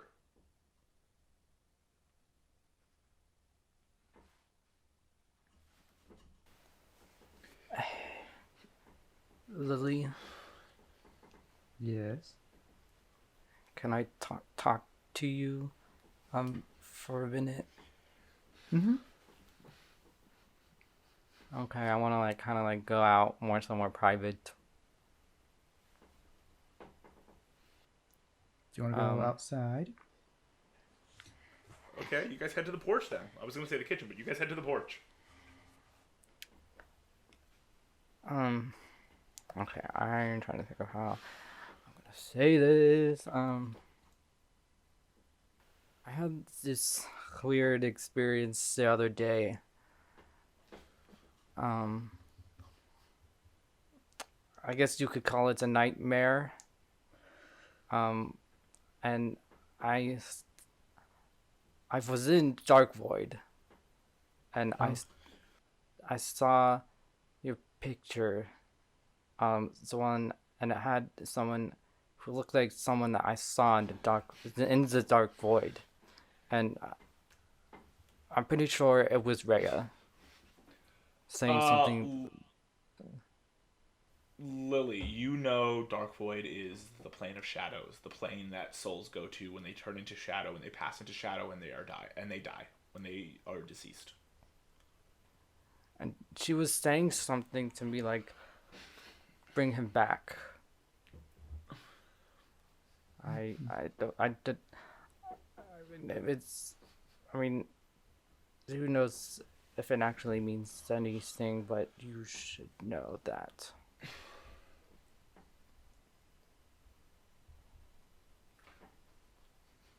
I thank you for, I guess, telling me. I'm not sure what that means. I don't know if when I was first there, it felt like this weird thing, like, I don't know, something like trying to bring this. All I could think was someone trying to bring a dark entity back to life. A dark entity like a shadow or something malicious? I want a history, I guess, check from Kai. Oh, I missed my dice tray. 18. That's 18. You said 18? Yeah. You get the feeling that when this shadow said bring him back, it wasn't about bringing something back to life or anything. It seems like it was about returning something to Dark Void that isn't there, that belongs there. Like something's missing from Dark Void almost. Okay. I mean, now that I think of it, it isn't. I think what I at first thought it was. No, I'm. It seems more like something's missing from Dark Void. That sounds ominous. I mean, it was probably just a prank.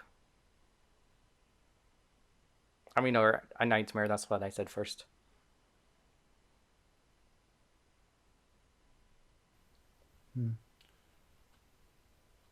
Anyways. Cool. So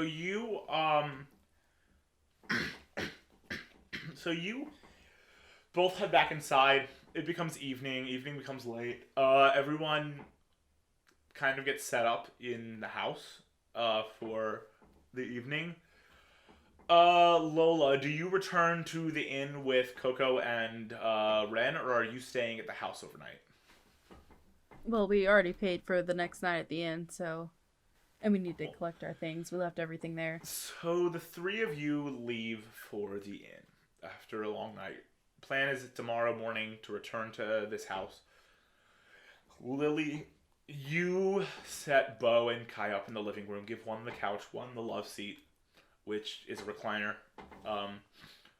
And that evening, before bed, there's a moment where you stop in Adira's room. You know how you feel about Adira going on this journey. You don't like to put your foot down. That is clear. That has been established. But this feels like like something you have to. Adira, can we talk? Sure.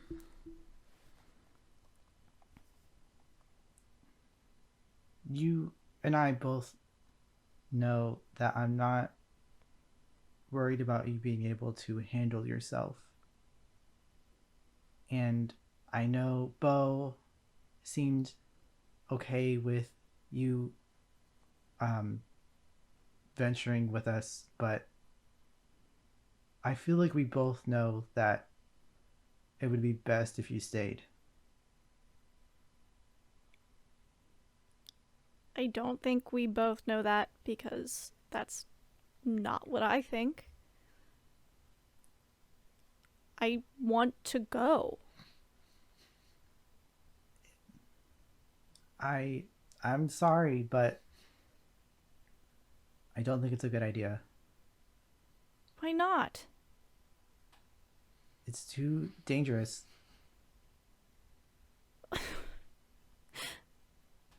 Mom, I'm a Mom, I'm a were-raven. I can handle anything dangerous that comes my way. You know that. Yes, but not everyone is okay with were-ravens. You almost died when that happened.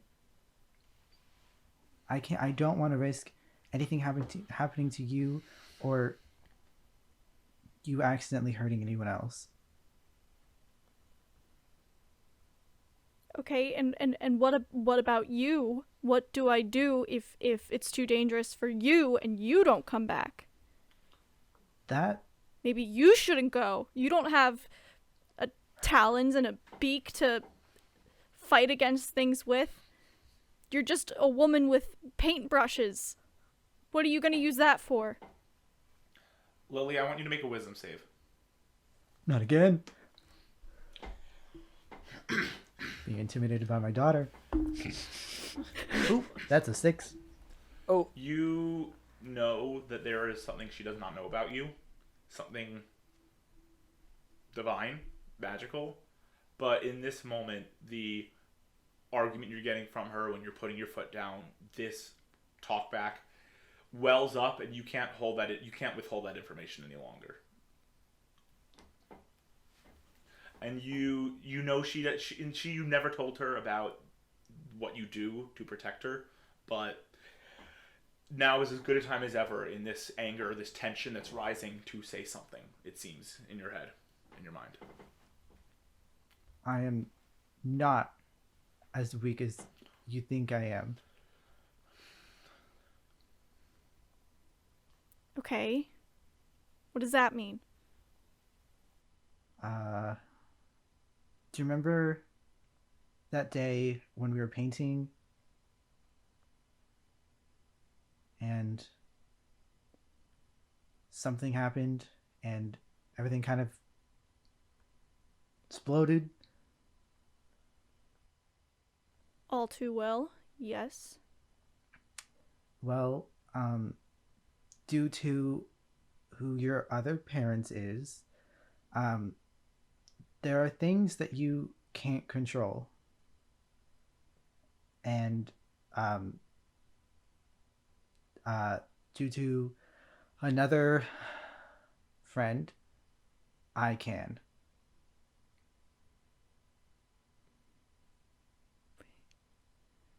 What? What are you saying?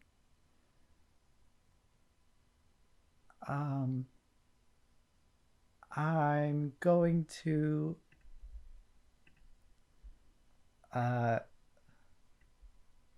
use gust and kind of twirl my fingers around and create like a little gust of wind in the house and like kind of blow Adira's hair around.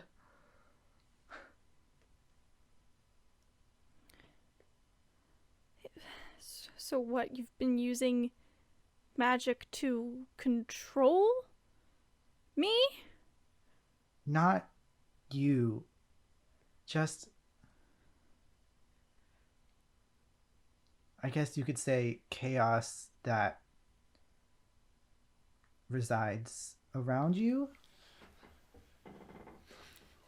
Okay, so then what happens when you leave and you can't use your windy fingers to control my chaos? What happens to Bellara? If you are safe and alone, then everyone should be fine. But if you go, there's new experiences. There's things I can't predict, and I don't know if I can protect you from. And I don't know how that's going to affect that part of you.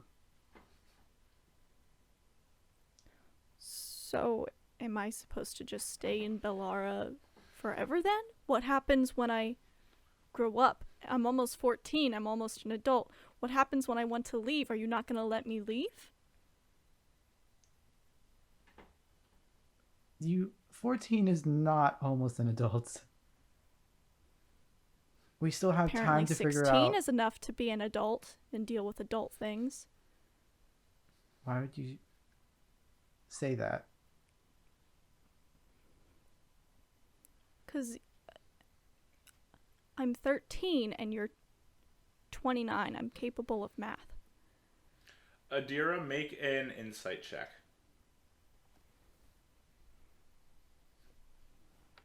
Uh,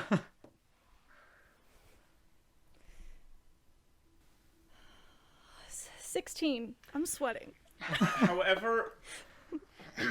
However you choose to handle this, whatever you think Adira is thinking in this moment, that's totally up to you. But I will tell you, there is a moment where, upon hearing that quivering, why would you say that, you know that you struck a chord with your mom. You crossed a line. You know that as much as she loves you, 16 years old was not her choice of age for you to be born. You know she would have preferred to wait until she was a little older and more capable of caring for you. However you choose to handle the fact that you've crossed that line, you've struck that chord, is totally up to you. And Brian, you that moment does strike a chord with you. Like, you love Adira, but if you could choose any age to have a child, 16 was not in a million years going to be it. That was the age you had a daughter, was not your choice. This does strike a chord. It is an emotionally taxing moment for you. Actually, Adira, please make a con save. Ooh, Oh my. that's spicy. we can heated. I hate those. I think you know why I'm asking you for this, and I think Brian should too. Oh, no. That's a 9. You start feeling your breathing become irregular, and your vision starts to blur a little as you can feel the beginnings of a panic attack coming on. And as your thoughts seem to get more irrational and fuzzy, all you can think about is this anger, the last thing you said, the fact that your mom is not letting you come along with her when you feel like you need to be coming along. There's just so much going on in your head. Piled on top of who you feel you are as a person given your life circumstances, that you're starting to lose your grounding and things start to become all fuzzy and breathing starts to become heavy and this panic attack begins to set in. She's gonna sit on her bed and attempt to get her breathing under control. Lilje, make an insight check. Adira, make another con save for me. If I flip my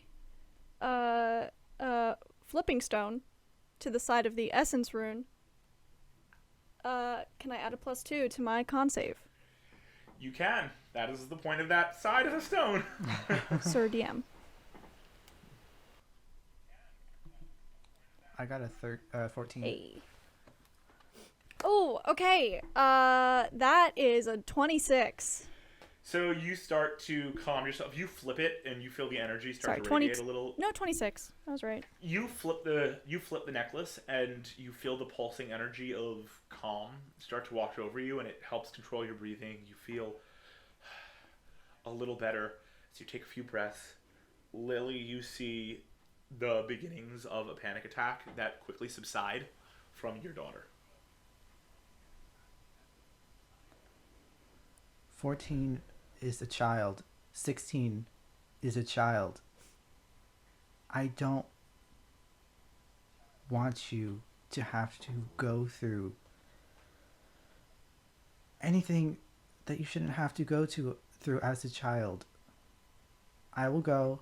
I'll be back in a couple days. You're going to stay here. Mom. I've already been through things that a child shouldn't be through. I know. That's why I can't have you go. I've already been... What do I have left to lose?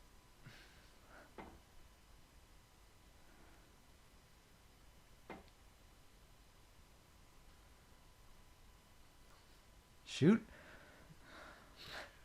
Just to clarify something for you, Sorry. audience at home, this is probably a far cry from the last character that I have DM'd for Brian. So he's got to get back into the familiarity of intense conversation. So cutting him a little break. I kind of think Lily's just going to turn around and go to her room. Lilje walks out and leaves. Awesome. Perfect. Great timing. Thank you. So this conversation ends on a tense note. Bo and Kai, you take a rest in the house. Both of you make perception checks for me. Okay. That's a nat 1. 19. Kai, you fell asleep right away. Like, you didn't. Oh no! Bo, you heard the whole thing. So everyone winds up in their own rooms, and you all go to bed. And the next morning happens, and people start to wake up. It is now dawn. I need both Adira and Bo to make D20 rolls, and I believe you both know the nature of these rolls.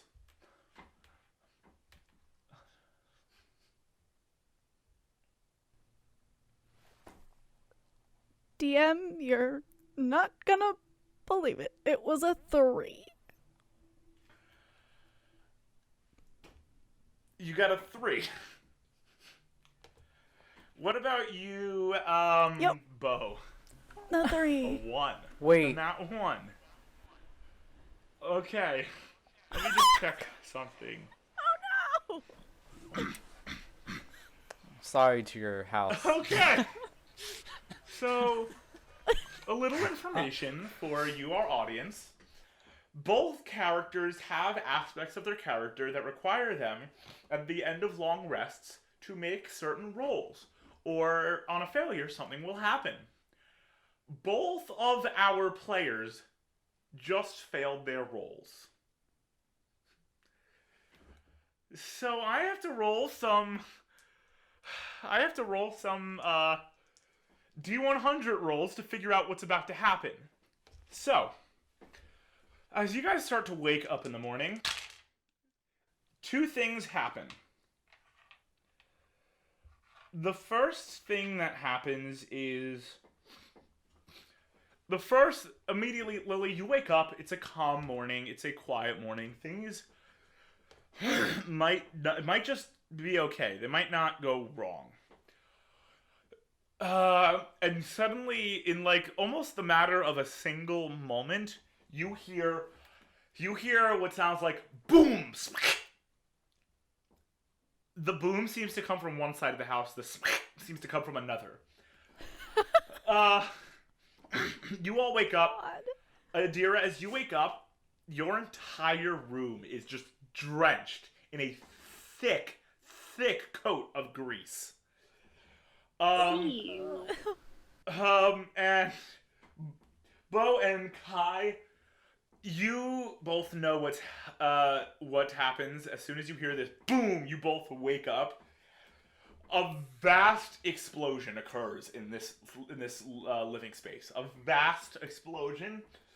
I need a dex save from Kai. As the room seems to explode in a almost like it's like black and white movie, like a black and white movie, a gray flame. The entire room explodes in a fireball of gray flame.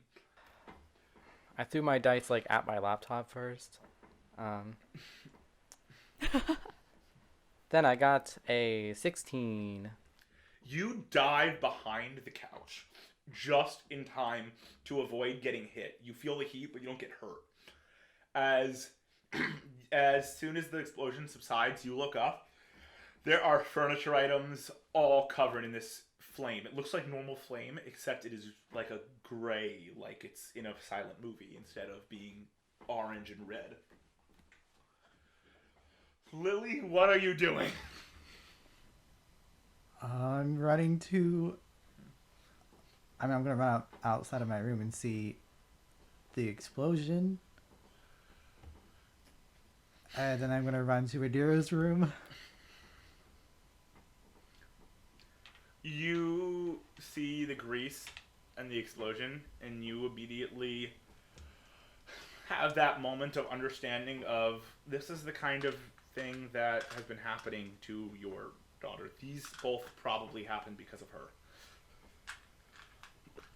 Adira, I'm like sitting up in bed and like, I assume it's on me. Yes, it's all like, over. Ugh, wiping off me. And I'm like, did I hear the second explosion or am I only aware of this? Well, the explosion was first. So give me an insight check. Yeah.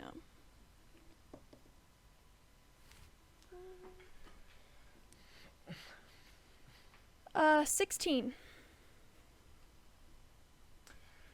You get the feeling that the explosion was something else, somewhere else in the house. As I sit up, like, this is gross, but, like, obviously I am familiar with this, just weirdness, and I'm gonna, like, sleepily ask... The door slams open, and your mom looks in the room. Was there a second explosion?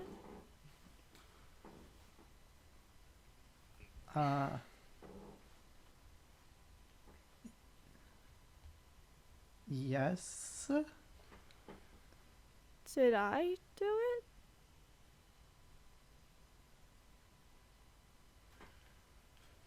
I'm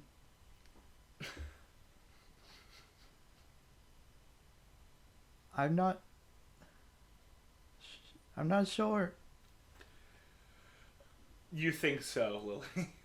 I mean, who else? I'm gonna run over and try to use my channel divinity to get rid of the grease in the room. All right. You use your channel divinity. Use your channel divinity. I am gonna make a roll. The grease It takes a few seconds, but the grease does disappear as you seem to suck it all up into nothingness. While this is happening, Bo and Kai, what are you guys doing? I want to try to like stomp out the flames. You're literally stomping on the couch and the coffee table and an end table, just trying to get the flames out. Bo, what's happening I'm so with you? sorry. Kind of just looking around like, well, that happened, I guess. Oh, Just watching there Kai could have stomp been a stuff better out. time for this, Bo. Bo's kind of sitting there watching Kai put this flame out. As Lily, you walk back out into the main room. Adira, do you follow? I do, because I want to see what else I did. And you see Kai putting out the flame all over the room. My god. And I'll start trying to also stomp it out. I've got it. I've got it. I've got this one. Eventually the two of you do get the flame out. I'm sorry, guys. I'm sorry. You could have gotten No need to hurt. apologize. Things happen. I'm gonna like look at Bo. What And a look at- jerk! Blaming letting the kids get the Adira. blame. What a jerk! I'm just like, wait a minute. Things happen. Everyone's alright, so it's nothing to worry about. What's the state of my house? Your house is fine. Don't worry. Your house is Okay. fine. It could have been much worse. It's very, very sorry to your house. And after that all subsides, Lily, you return to your room and pack for your trip, intending to leave Adira behind. Adira, you are in your room stewing. Eventually, Lily, Bo, and Kai, you will leave the house. And in the town center, you meet up with Lola, who has seemingly decided to bring Ren and Koko with her. Adira, we will return to you in a minute, so hang tight. The other 6 of you are now at the town center. The trip to Fallon is south. We're taking the monkey and another child, but not the other one. The other one at least seems like she can handle herself. Well, good morning to you guys too. Yeah, good where morning. is your daughter? I thought it was best if she stayed. I hop off of Lola's shoulders and start running towards the house. You need to make a survival check. Okay. All right. Well, it appears Koko does not want that to be happening. So, I would like to chase after Koko. and That's a Ren's- 17. You get an idea of which direction to go, but you still manage to get lost. That doesn't meet the DC. And you have no idea where you're going. And you can't find your way back to the house. well, this doesn't usually happen. I'll be right back. And I go chasing after Ren and Koko. So you guys eventually catch up to Koko, who stands stumped in the middle of the road, lost, not sure how to get back to this house he started to seemingly run towards. Koko, if you don't stay with the group, I'm gonna have to get you a little harness. And I know you don't want that, so you make sure you stay with Kid us next leash. time, okay?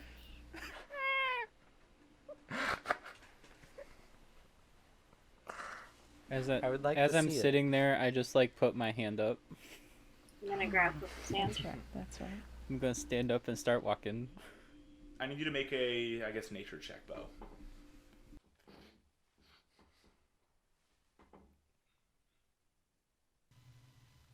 Oh, that's an 8.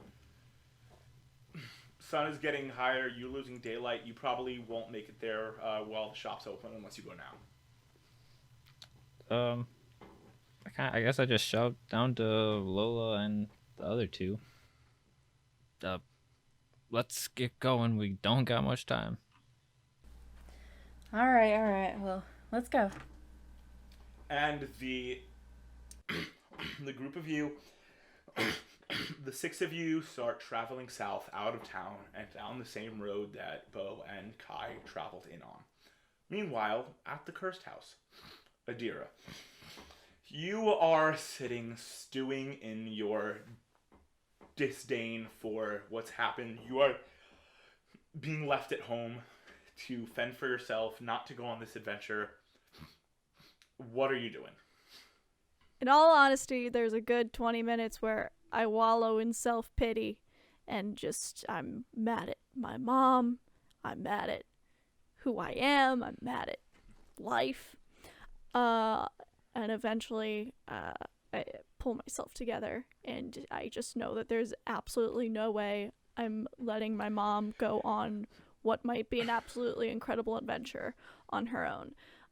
So I grab a bag, grab some clothes, grab my daggers.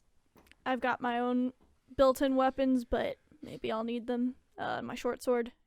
Grab a empty journal and a pen to write with, and I'm leaving the house. Don't forget your music player.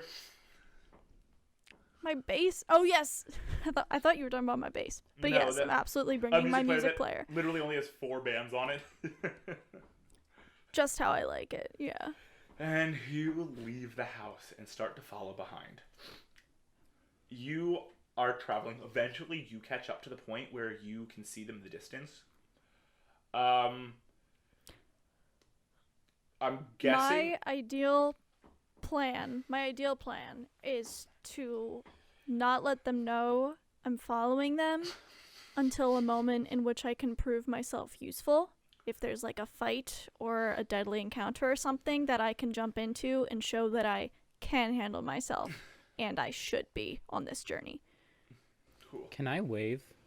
Can I like wave at her? You don't see her. Even on a nat 20, given the circumstances, you would not see her. Okay. So you all are traveling along this road. I need... you are traveling this road. It's about 4 hours that you're traveling, the 6 of you together. Adira, you're traveling in the distance behind them so they can't see you. You all have your bags. Lola, you're carrying enough for 3 instead of 1, because there's no way Ren and Koko are carrying it.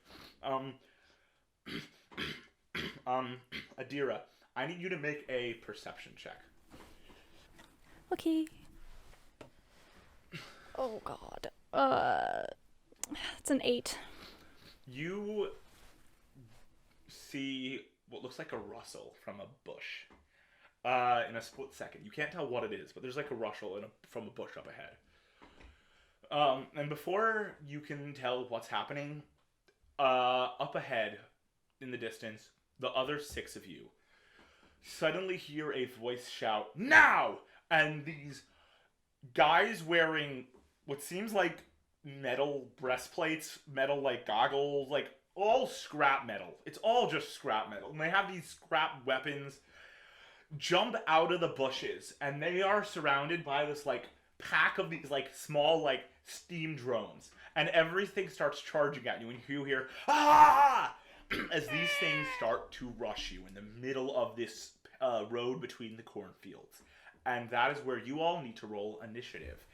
And we fade to black as we now travel into our episode 1 epilogue. We travel now 4 years earlier to the year 1546. The tower has been shut down for several years, having seemed to have lost power in 1529. Ever since that moment when the humans took over, taking the place of the tower, the nation of Rivaryn has been in gradual decline.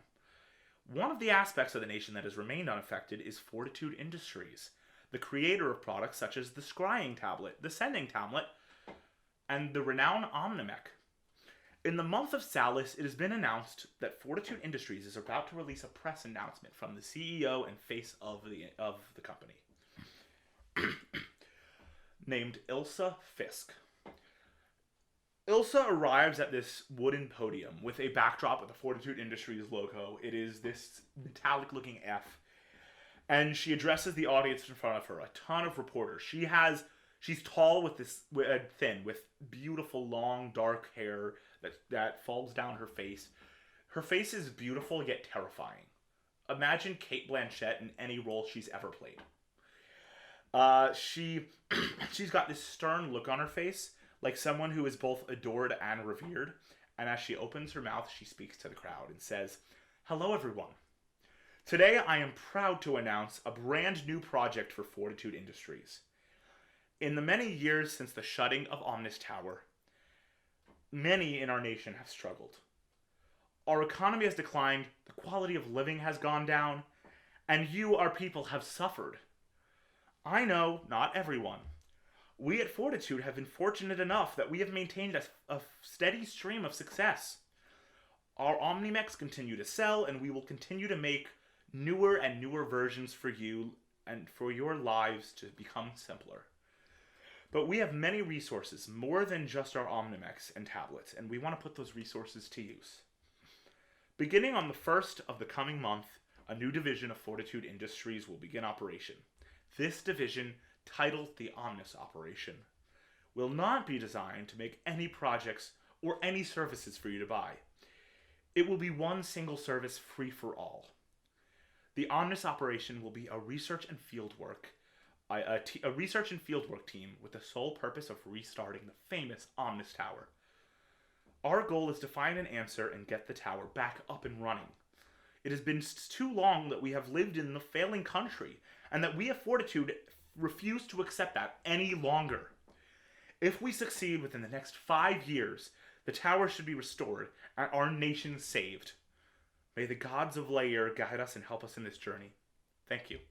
I will now take questions." And as Ilsa Fisk begins to entertain questions from the reporters, the scene fades. Unfortunately, this operation was not a success.